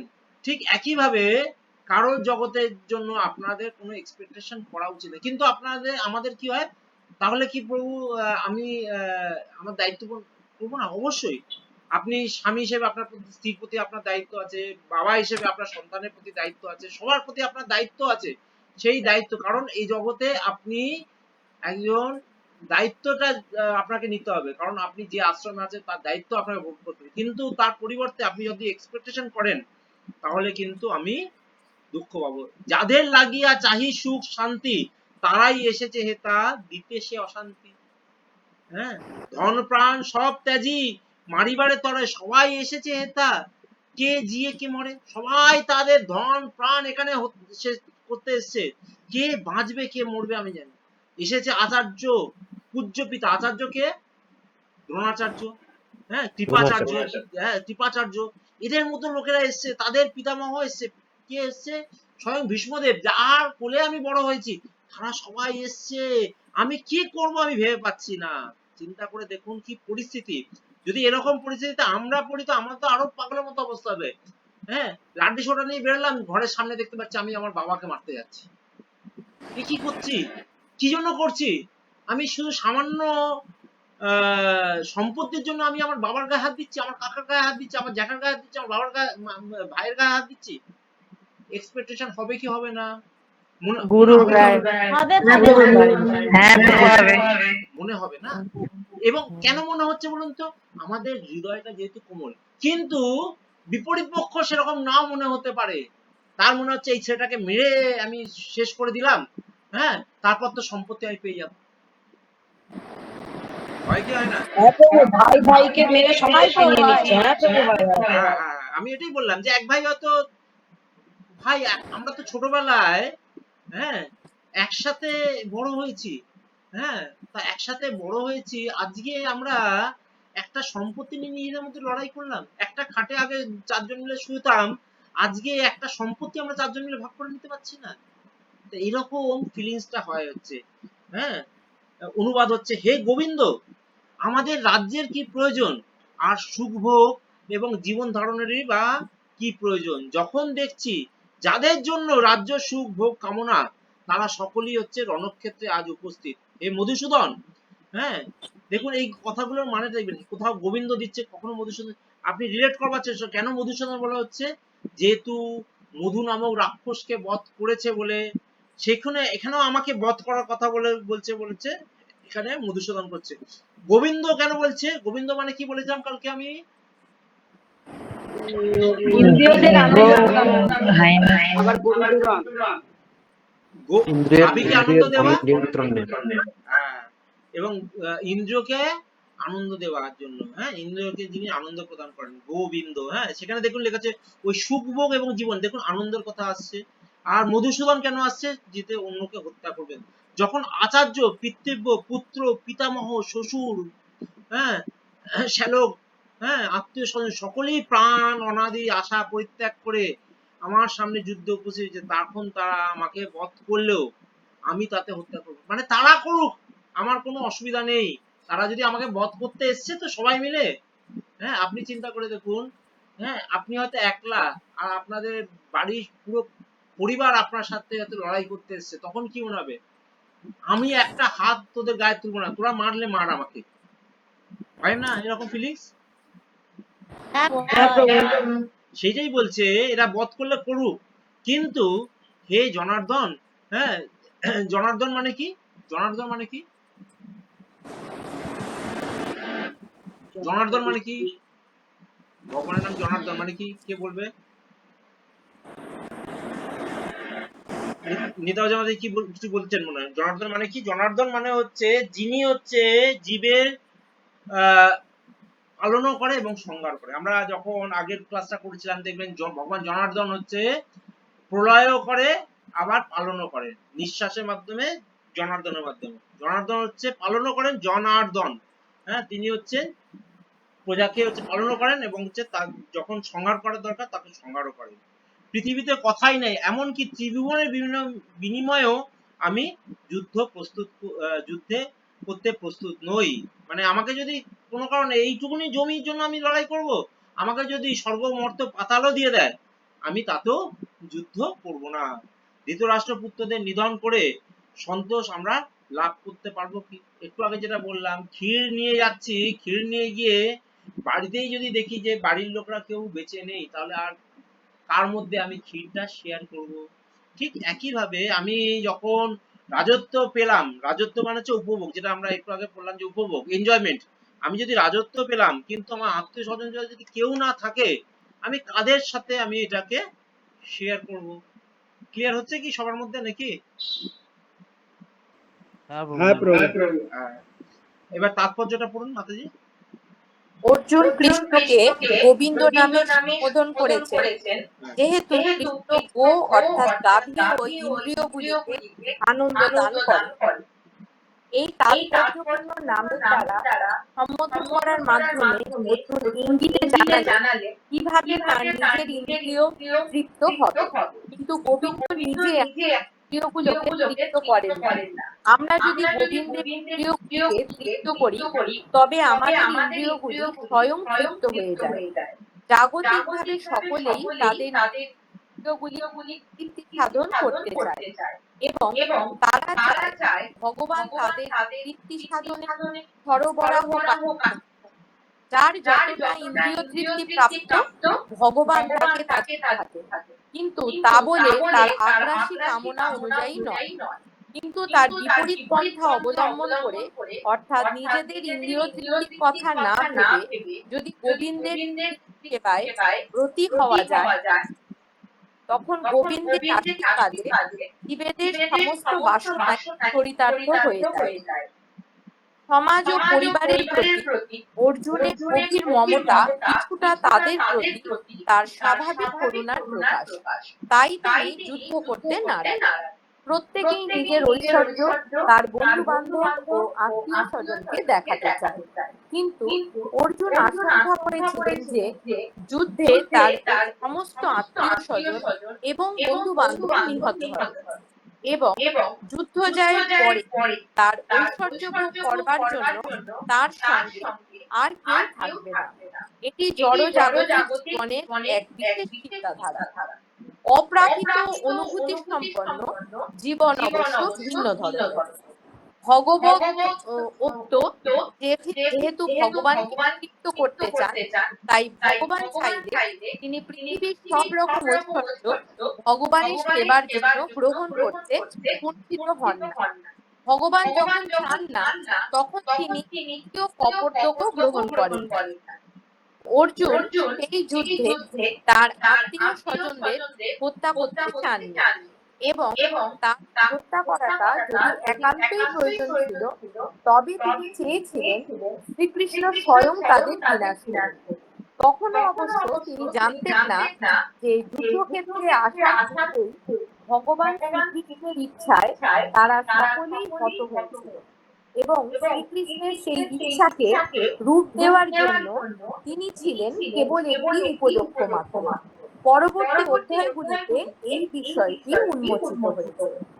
ভগবানের শুদ্ধ ভক্ত রূপে অর্জুনের কোনো ইচ্ছাই ছিল না তার দুর্বৃত্ত জ্ঞাতি ভ্রাতাদের উপর প্রতিশোধ দেওয়ার, কিন্তু এটি ভগবানের পরিকল্পনা ছিল যে তারা সকলেই বিনাশপ্রাপ্ত হোক। ভগবানের ভক্ত অবশ্যই অন্যায় আচরণকারী কারোর প্রতিহিংসা পরায়ণ হন, কিন্তু ভগবানের ভক্তকে যে আঘাত দেয়, ভগবান কখনোই সেই দুর্বৃত্তের অপরাধ সহ্য করেন না। ভগবানের শ্রীচরণে কোনো অপরাধ করলে ভগবান তা ক্ষমা করতে পারেন, কিন্তু তার ভক্তের প্রতি অন্যায় আচরণকারী কাউকে ভগবান ক্ষমা করেন না। তাই অর্জুন যদিও তাদের ক্ষমা করতে চেয়েছিলেন, কিন্তু ভগবান সেই দুর্বৃত্তদের বিনাশ করতে দৃঢ় সংকল্প ছিল। তাই এখান থেকে আমরা দেখতে পাচ্ছি কি, আমরা শেষ হয়ে আছে মাতাজি এটা? হ্যাঁ মাতাজি। আচ্ছা আচ্ছা, তাহলে এখান থেকে আমরা দেখতে পাচ্ছি যে অনেক সময় আমরা যখন ইমোশনাল হয়ে যাই, আমাদের মনে হয় যে অর্জুন যেটা করছে ঠিকই করছে, হ্যাঁ অর্জুন যেটা করছে সঠিক করছে, আমরাও তো এরকম করতাম, কিন্তু বুঝতে হবে সামনের ব্যক্তি কতটা অপরাধ করেছে এদের সাথে। হ্যাঁ, যদি আমরা সেটা না বুঝতে পারি, এটা যে ভগবান কি করেন সবসময় দেখবেন এরকম করে যে নিজেকে ভগবান অনেক সময় ভগবানকে যদি আক্রমণ করা হয়, ভগবান নিজেকে ক্ষমা করে দেয়, তাদেরকে ক্ষমা করে দেন, কিন্তু তার সাথে যদি তার ভক্তের সাথে যদি কোনো রকম অপরাধ করে ফেলে কেউ, তখন কিন্তু ভগবান দেখা যায় তাকে কখনোই ক্ষমা করেন না। এক্ষেত্রে ঠিক একইভাবে ভক্তের সাথে কিন্তু তারা কিন্তু অপরাধ করে ফেলেছিল। হ্যাঁ, তার জন্য হচ্ছে ভগবান এখানে শাস্তি দিচ্ছে। প্লাস হচ্ছে আরেকটা হচ্ছে, আপনারা চাষবাসের সাথে যুক্ত আছেন, আপনারা অনেক সময় হয় না যে ধান গাছের পাশে যেগুলো আগাছাগুলো আছে সেগুলোকে উৎখাত করে দেন না অনেক সময়? হ্যাঁ প্রভু করে। কেন আগাছাগুলো উৎখাত করে? গাছের গ্রোথটা হবে না, ওটা না আগাছা না মারলে তো গাছটা ওরকমই সরু হয়ে যাবে। ঠিক এই সমাজের প্রতি এই ধরনের ব্যক্তি, দুর্যোধনের ব্যক্তিরা হচ্ছে আগাছা স্বরূপ। স্বয়ং ভগবান এই কুরুক্ষেত্রের যে জায়গা, কুরুক্ষেত্র মানে কি একটা জমি, সেই জমিতে এসে সমস্ত যারা হচ্ছে কপট লোক তাদেরকে কি করছে ভগবান এসে তাদেরকে উৎখাত করবার জন্য তাকে হচ্ছে আগাছাগুলোকে এইগুলোকে সরিয়ে দিচ্ছেন ভগবান স্বয়ং এসে। তাতে কি হচ্ছে যে সমাজ তৈরি হবে সেই সমাজটা আবার যাতে সঠিক হবে। ভগবানের আসার উদ্দেশ্য ভগবত গীতাতে কি বলেছিল? ভগবত গীতাতে বলছে আমি কি জন্য পরিত্রাণায় সাধুনাং বিনাশায় চ দুষ্কৃতাম ধর্ম সংস্থাপনার্থায় সম্ভবামি যুগে যুগে। পরিত্রাণা সাধুনা বিনাশায় দুষ্কৃতা, সমস্ত দুষ্কৃতীদের। এবার ধরুন সমস্ত দুষ্কৃতীদের ভগবান দেখুন এখন গিয়ে গিয়ে যদি মারতে হয়, সারা পৃথিবীর কোথায় কোথায় দুষ্কৃতীরা আছে, এখন গিয়ে গিয়ে মারতে গেলে ভগবানের তো অন্য লীলাগুলো হবে না। তার জন্য কুরুক্ষেত্রের ময়দান এমন একটা ময়দান করে রাখা হলো, সমস্ত লোক এখানে চলে এলো। কাকে কেন্দ্র করে? দুর্যোধনকে কেন্দ্র করে, অধর্মকে কেন্দ্র করে সবাই এলো। আর এখানে এসে ভগবান কি হচ্ছে একবারে সবাইকে হত্যা করলেন। বোঝা যাচ্ছে কথাটা? হ্যাঁ প্রভু। তাহলে ভগবানের পরিকল্পনাটাকে আমাদের বুঝতে হবে। এখানে সার কথাতে যেটা বলা হচ্ছে সেটা হচ্ছে অর্জুনের ইচ্ছা, যুদ্ধ করবেন না, দুর্বৃত্তদের ক্ষমা করতে চেয়েছিলেন। কেন? তিনি যেহেতু দেহত্ব বুদ্ধিতে ছিলেন। দেহত্ব বুদ্ধি মানে কি? আমাদের বডিটাই হচ্ছে সবকিছু, এবং দেহত্ব বুদ্ধিতে থাকলে মনে হচ্ছে আমি এনজয় করতে পারবো না। কিন্তু কৃষ্ণ ইচ্ছা কি ছিল? যাতে কৃষ্ণ ইচ্ছা ছিল যুদ্ধ করে যাতে কৌরবদের ধ্বংস করতে চেয়েছিলেন। কেন? এর ফলে কি হচ্ছে তারা যে পাণ্ডবদের প্রতি যে অপরাধ করেছিল, ভক্তদের প্রতি অপরাধ করেছিল, তার জন্য তাদের হচ্ছে সেই অপরাধের শাস্তি ভগবান দিতে গেছে। তাহলে তো হবে তোমার কর্মের ফল। এবার 36 থেকে 38 করে আজকে মনে হয় আমাদের শেষ করতে হবে সম্ভবত। 36 থেকে 38 কে পড়বে আজ? শুন কেউ সুন্দরভাবে পড়ুন। পাপের ভয়। আগেরটা কি করলাম আমরা? প্রথমেরটা করলাম করুণা, তারপরটা কি বললাম? উপভোগ। এখান থেকে 36 থেকে 38 কি করব? পাপের ভয়। কে পড়বে? প্রভু পড়ছি আমি, মিটাও যা। আচ্ছা মাত্র বলুন। হ্যাঁ। আপনি কি শ্লোকটা পাপম। পড়বেন? আচ্ছা আমি হ্যাঁ, তার আগে শ্লোক। আপনি শ্লোকটা পড়েন। আমি 36 থেকে 36 37 তিনটে বলবেন। হ্যাঁ, তা হ্যাঁ 33 হ্যাঁ থেকে 37 হচ্ছে দ্বিতীয় অধ্যায় কি তার উত্তর দেবে। এক থেকে হ্যাঁ 136 হচ্ছে সংগতি হচ্ছে কৃষ্ণ যদি অগ্নি দাতা, বীজ দাতা, শস্ত্রধারী, ধন, ক্ষেত্র এবং হচ্ছে স্ত্রী অপহরণকারী 6 জন ব্যক্তিকে হত্যার কথা বলা হচ্ছে। আচ্ছা এটা পরে পড়ে নেবো আমরা, চলুন।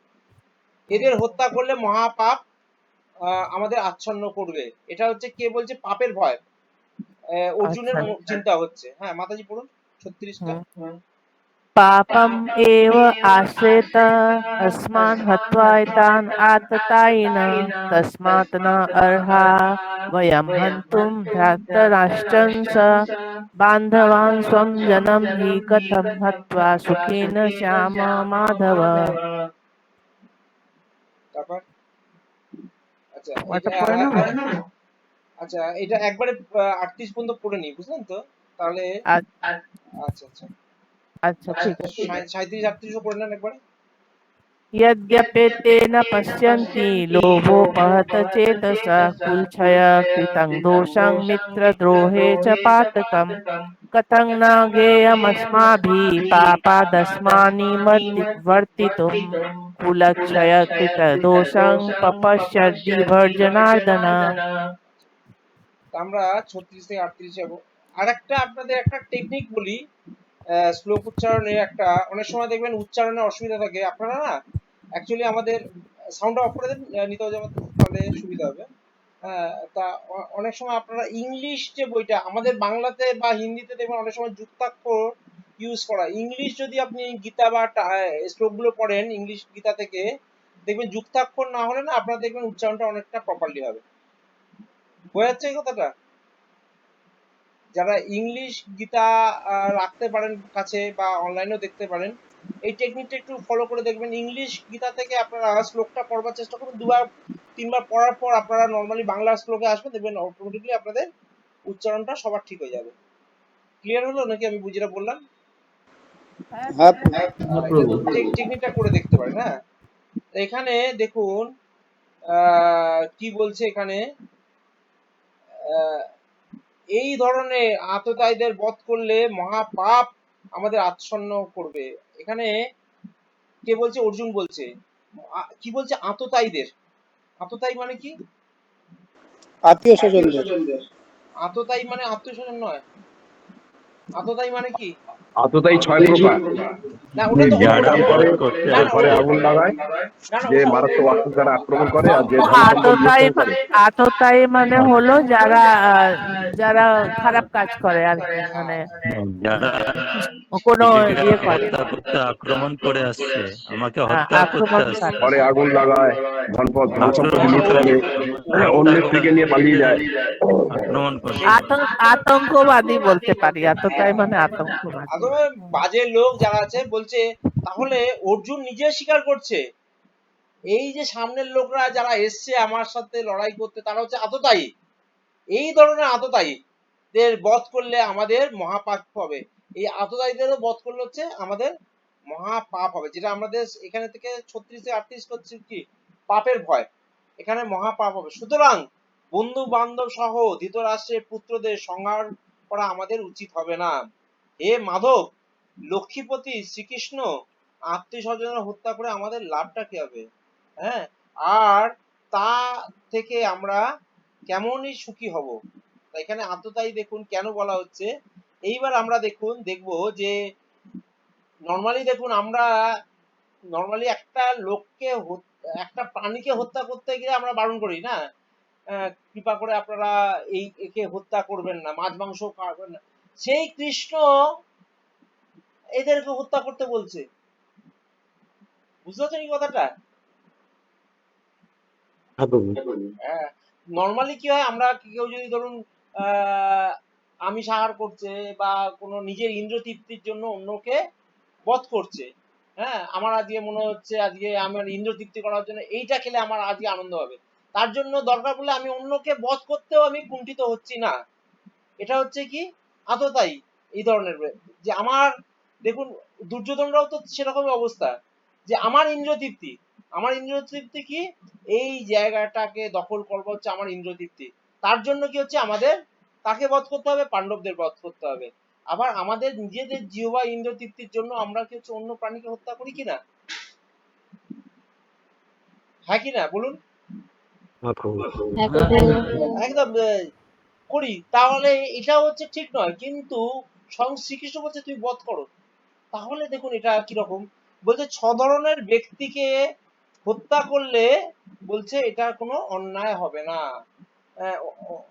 আশিস হাজার বাবু একটু পড়ুন তাৎপর্যটা। হ্যাঁ, বেদের অনুশাসন অনুযায়ী আততায়ী 6 প্রকার। বিষ দান করে, যে ঘরে আগুন লাগায়, যে মারাত্মক অস্ত্রের দ্বারা আক্রমণ করে, যে ধনসম্পদ লুণ্ঠন করে, যে অন্যের জমি দখল করে, এবং যে ধর্মপত্নীকে হরণ করে। এই ধরনের আততায়ীদের অবিলম্বে হত্যা করা উচিত, এবং এদের হত্যা করলে কোনো রকম পাপ হয় না। এই ধরনের আততায়ীদের বিনাশ করাটা সাধারণ মানুষের পক্ষে স্বাভাবিক। কিন্তু অর্জুন একজন সাধারণ মানুষ ছিলেন না, তার চরিত্র ছিল সাধুসুলভ। তাই তিনি তাদের সঙ্গে সাধুসুলভ ব্যবহার করতে চেয়েছিলেন। কিন্তু এই ধরনের সাধুসুলভ ব্যবহার ক্ষত্রিয়দের জন্য নয়। যদিও রাজ্যের দায়িত্বশীল প্রশাসককে সাধুর মতোই হওয়া প্রয়োজন, তাই বলে তাকে কাপুরুষ হলে চলবে না। যেমন শ্রী রামচন্দ্র এত সাধু প্রকৃতির ছিলেন যে এখনো মানুষ রাম রাজ্যে বাস করার জন্য উদ্গ্রীব, কিন্তু তার চরিত্রে কোন রকম কাপুরুষতা দেখতে পাওয়া যায় না। রাবণ ছিল শ্রীরামের আততায়ী, যেহেতু সে তার পত্নী সীতা দেবীকে হরণ করেছিল। কিন্তু শ্রী রামচন্দ্র তাকে এমন পর্যন্ত পর্যাপ্ত শাস্তি দিয়েছিলেন যা পৃথিবীর ইতিহাসে বিরল। অর্জুনের ক্ষেত্রে অবশ্য আততায়ীরা ছিল অন্য এক বিশেষ ধরনের, যেমন পিতামহ, শিক্ষক, ভ্রাতা, বন্ধু ইত্যাদি। তারা শত্রু হবার ফলে অর্জুন ভেবেছিলেন যে সাধারণ আততায়ীদের মতো কঠোর পদক্ষেপ তাদের বিরুদ্ধে নেওয়া উচিত হবে না। তাছাড়া সাধু প্রকৃতির মানুষদের সর্বদাই ক্ষমাশীল হওয়ার নির্দেশ দেওয়া হয়েছে। সাধুদের প্রতি এই ধরনের উপদেশ যে কোনো রাজনৈতিক সংকটকালীন অনুশাসন থেকেও অধিক গুরুত্বপূর্ণ। অর্জুন ভেবেছিলেন রাজনৈতিক কারণবশত তার আত্মীয় স্বজনকে হত্যা করার চেয়ে সাধুসুলভ আচরণ ও ধর্মের ভিত্তিতে তাদের ক্ষমা করাই শ্রেয়। তাই সাময়িক দেহগত সুখের জন্য এই ধরনের হত্যাকার্যে লিপ্ত হওয়া তিনি সমীচীন বলে মনে করেননি। সর্বোপরি রাজ্যের সুখ অনিত্য, তাই ক্ষণস্থায়ী এই সুখের জন্য আত্মীয় স্বজন হত্যার পাপে লিপ্ত হয়ে নিজের জীবন ও মুক্তির পথ চিরতরে রুদ্ধ করার ঝুঁকি তিনি কেন নেবেন? এখানে অর্জুন যে শ্রীকৃষ্ণকে মাধব বা লক্ষ্মীপতি বলে সম্বোধন করেছেন তাও এই প্রসঙ্গে তাৎপর্যপূর্ণ। এই নামের দ্বারা তাকে সম্বোধন করে অর্জুন বুঝিয়ে দিলেন শ্রীকৃষ্ণ সৌভাগ্যের অধিষ্ঠাত্রী দক্ষিণের প্রতীক। তাই অর্জুনকে এমন কোনো কার্যে নিয়োজিত করা তার উচিত হবে না যার পরিণতি হবে দুর্ভাগ্যজনক। শ্রীকৃষ্ণ অবশ্য কাউকেই দুর্ভাগ্য প্রদান করেন না, আর তার ভক্তের ক্ষেত্রে কথা ওঠেই না। তাহলে এখানে 6 ধরনের ব্যক্তির কথা বলা হচ্ছে। যদি কোনো কারণে তাদেরকে হত্যা করা হয়, হ্যাঁ, তাহলে কিন্তু কোন রকম পাপ লাগে না। যে ব্যক্তি ধরুন বিষ প্রয়োগ করছে, যে ব্যক্তি অন্যের ঘরে আগুন লাগাচ্ছে, যে ব্যক্তি মারাত্মক অস্ত্র দিয়ে আক্রমণ করছে, যে ব্যক্তি ধন সম্পদ লুট করছে, যে ব্যক্তি অন্যের সম্পত্তি জমি দখল করছে, যে ব্যক্তি বিবাহিত স্ত্রীকে হরণ করছে। তাহলে এখন প্রশ্ন হচ্ছে পাণ্ডবদের সাথে এর মধ্যে কোনটা কোনটা হয়েছিল? পাণ্ডবদের সাথে এই কোনটা কোনটা হয়েছিল? সবকটাই হয়েছে। দেখুন, যে বিষ প্রয়োগ করে, মন দিয়ে শুনবেন, যে বিষ প্রয়োগ করেন, মনে আছে আপনারা যখন ভীম ছোটবেলায় ছিল তাকে দুর্যোধন কি করেছিল, বিষ খাইয়ে জলের মধ্যে ফেলে দিয়েছিল, জানেন কি আপনারা সে ঘটনা? সেটা হয়েছিল। তাহলে বিষ প্রয়োগ করে ওদের বাড়ির মধ্যে রেখে দিয়ে সবাই বাইরে থেকে আগুন লাগিয়ে দিয়েছিল। হ্যাঁ, যদুগৃহ, হ্যাঁ, যদুগৃহে মারাত্মক অস্ত্র দিয়ে আক্রমণ করেছিল এদেরকে, সেটাও অপরাধ হয়েছিল। এবং তাদের ধন সম্পদ যা আছে সমস্ত লুট করে নিয়েছিল এরা। অন্যের সম্পত্তি মানে ওই যে ইন্দ্রপ্রস্থ যে জায়গাটা ছিল, সেই প্রস্থ জায়গাটা দিয়েছিল, সেটাও তারা লুট করেছিল এবং দ্রৌপদীকে অসম্মান করেছিল। তাহলে চিন্তা করে দেখুন, এই যে 6টা কারণ যেটা দেখতে পাচ্ছেন আপনারা, সেই 6টা কারণ এদের সাথে হয়েছে কিনা বলুন তো, পাণ্ডবদের সাথে? পাণ্ডবদের সাথে যদি হয়ে থাকে, দেখুন এই 6টা কারণ দিচ্ছি। এক হচ্ছে বিষ দেওয়া, ঘরে আগুন লাগা, ভূমি হরণ করা, হ্যাঁ, অস্ত্র দিয়ে আক্রমণ করা, ধন লুট করা এবং পরস্ত্রী হরণ। এই 6টা কারণে যদি কাউকে হত্যা করা হয়, হ্যাঁ, তাহলে কিন্তু আধ্যাত্মিক হিসাবে কিন্তু তার দোষ নয়, কিন্তু এই জড়জগতের হিসাবে হয়তো দোষ ত্রুটি হতে পারে। আপনি কাউকে যদি হত্যা করেন আপনার শাস্তি হতে পারে, কিন্তু আধ্যাত্মিক হিসাবে তার কিন্তু শাস্তি নেই। বুঝাচ্ছে কথাটা? স্বয়ং ভগবান রামচন্দ্র পর্যন্ত তার সীতাকে হরণ করা হয়েছিল, দেখবেন সেই যে বলা হচ্ছে পরস্ত্রীকে হরণ করেছিল, তার জন্য রাবণকেও পর্যন্ত শিক্ষা দিয়েছিলেন। হ্যাঁ, তাহলে চিন্তা করে দেখুন, সেই রাম রাজত্ব যেটা বলা হচ্ছে, তাহলে কেন অসুবিধা আছে? হ্যাঁ, কিন্তু আমরা সেটাগুলো বলি না, যে কাউকে হত্যা করার কথা বলি না। আমরা দেশের আইনের উপর আমাদের আস্থা আছে, কিন্তু শাস্ত্রে বলা আছে এই ধরনের 6 ধরনের। ধরুন এবার আপনারা বলবেন, প্রভু মশা কামড়েছে, তাকে মারলে কি পাপ হবে? অনেক সময় হয় না আমাদের প্রশ্ন।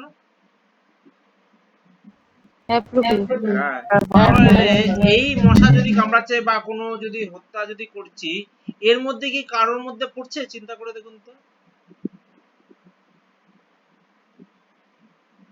বিষ দেওয়া, হ্যাঁ, মশা আপনাকে বিষ দিয়ে দিচ্ছে, গায়ে শরীরের মধ্যে বিষ দিচ্ছে, তার থেকে ম্যালেরিয়া হওয়ার চান্স আছে, এইগুলো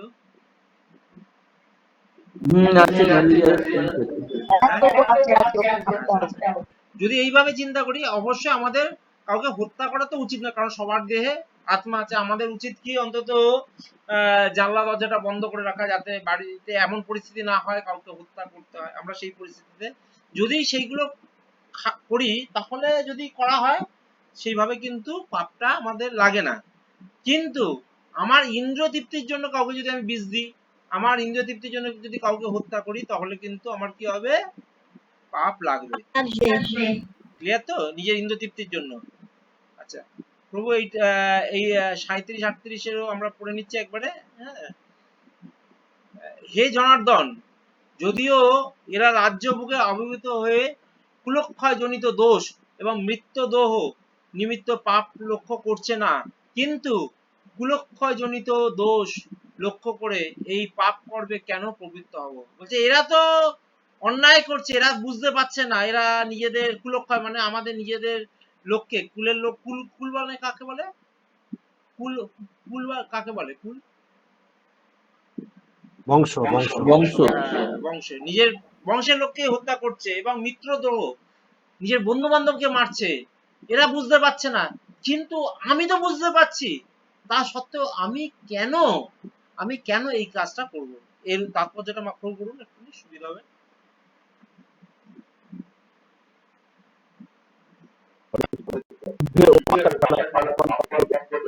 কোন ক্ষত্রিয় বিরোধী পক্ষের সেই আহ্বান প্রত্যাখ্যান করতে পারে না। দুর্যোধনের দল সেই যুদ্ধে অর্জুনকে আহ্বান করেছিল, তাই যুদ্ধ করতে অর্জুন বাধ্য ছিলেন। কিন্তু এই অবস্থায় অর্জুন বিবেচনা করে দেখলেন তার বিরুদ্ধে পক্ষে সকলেই এই যুদ্ধের পরিস্থিতি সম্বন্ধে একেবারে অন্ধ হতে পারে, কিন্তু তা বলে তিনি এই যুদ্ধের অমঙ্গলজনক পরিণতি উপলব্ধি করার পর সেই যুদ্ধের আমন্ত্রণ গ্রহণ করতে পারবেন না। এই ধরনের আমন্ত্রণের বাধ্যবাধকতা তখন থাকবে তার পরিণতি ভালো হয়, অন্যথায় এর কোনো বাধ্যবাধকতা নেই। এইসব কথা সুচিন্তিতভাবে বিবেচনা করে অর্জুন এই যুদ্ধ থেকে নিরস্ত থাকতে মনস্থির করেছিল। তো এখানে দেখুন একটা কথা, অনেক সময় আমরা যুধিষ্ঠিরকে দোষ দিই। হ্যাঁ, যুধিষ্ঠির যদি পাশা খেলায় যখন দুর্যোধন ডাকলো, শকুনি যখন সঙ্গে ছিল, যুধিষ্ঠির না গেলেই ভালো হতো, তাহলে তো এত কিছু হতো না। অনেক সময় দোষ দিই না আমরা, কিন্তু শাস্ত্রে বলা হচ্ছে দেখুন, ক্ষত্রিয়কে পাশা খেলা এবং যুদ্ধে যদি আহ্বান করা হয় সে কখনো পিছুপা হতে পারে না। মানে পাশা খেলাতেও যদি আপনি পাশা খেলাতে দেখবেন কি কি থাকে, দেখুন তো, চিন্তা করে দেখুন তো, পাশা খেলার গুটিগুলোর মধ্যে কি কি থাকে? রাজা রানী রাজ্য সৈনিক সৈন্য, গজ, ঘোড়া মন্ত্রী রাজা রানী মন্ত্রী। তা এইগুলো হচ্ছে দেখবেন একদম যুদ্ধের মতনই থাকে। ফলে পাশা খেলা এবং আপনার হচ্ছে যুদ্ধে যদি কাউকে আহ্বান করা হয় ক্ষত্রিয়কে, তাহলে ক্ষত্রিয় যদি সেটাতে অংশগ্রহণ না করে তাহলে তার কিন্তু অসম্মান হয়। মানে ক্ষত্রিয়র অসম্মান মানে হচ্ছে তার কিন্তু নরকের স্থান হচ্ছে, তার স্বধর্ম ত্যাগ করা হচ্ছে। তার জন্য যুধিষ্ঠির মহারাজ এখানে কিন্তু অংশগ্রহণ করেছিলেন, কিন্তু সাউন্ডটা অন আছে, অফ করে দেন। তা সত্ত্বেও হচ্ছে কি হচ্ছে, অমঙ্গলজনিত কারণের জন্য সে বলছে আমি আর যুদ্ধ করতে চাই না। তা কালকে আমরা করব হচ্ছে 39 থেকে আমরা 39 থেকে বাকি যেটা আছে আমরা সেগুলো করব, প্লাস 2 নম্বর অধ্যায় আমরা কালকে ধরে নেব হচ্ছে যতটা পারা যায়। হ্যাঁ, আপনারাও যারা যারা শ্লোক পড়ছেন বা ইন্টারেস্ট আছেন আপনারা একটু বাড়িতে পড়ে নেবেন। হ্যাঁ, তাতে সুবিধা হবে, তাহলে কালকে আলোচনা করতে আমাদের সুবিধা হবে। তা জাস্ট আমি একটা আপনাদের দেখাচ্ছি, আপনাদের একটা জিনিস আমি আপনাদের একটা জিনিস দেখাচ্ছি আমি, যে আমরা যে কোশ্চেন অ্যান্সার সেশন যেটা আনছিলাম, সেই কোশ্চেন অ্যান্সার সেশনটা আমরা কিভাবে আনবো। আমরা তো একটা হচ্ছে আপনাদের খাতা পেন দিয়ে লিখছেন, হ্যাঁ সেটা ঠিক আছে, আর একটা আমরা ভাবছিলাম যে গুগল ফর্ম দিয়ে আমরা আনতে পারি কিনা। হ্যাঁ, আমি ওটাকে একটা এটা পঙ্কজ পণ্ডিত বাবুই ওনাকে বানাতে, পঙ্কজ বানিয়েছে সারাদিন। আপনি আপনাদের জাস্ট দেখাচ্ছি, আপনারা একটুখানি দেখে আপনাদের ফিডব্যাক দিন, এইভাবে আপনাদের সুবিধা হবে না খাতা পেন দিয়ে লিখলে সুবিধা হবে। আমি আপনাদের ওটা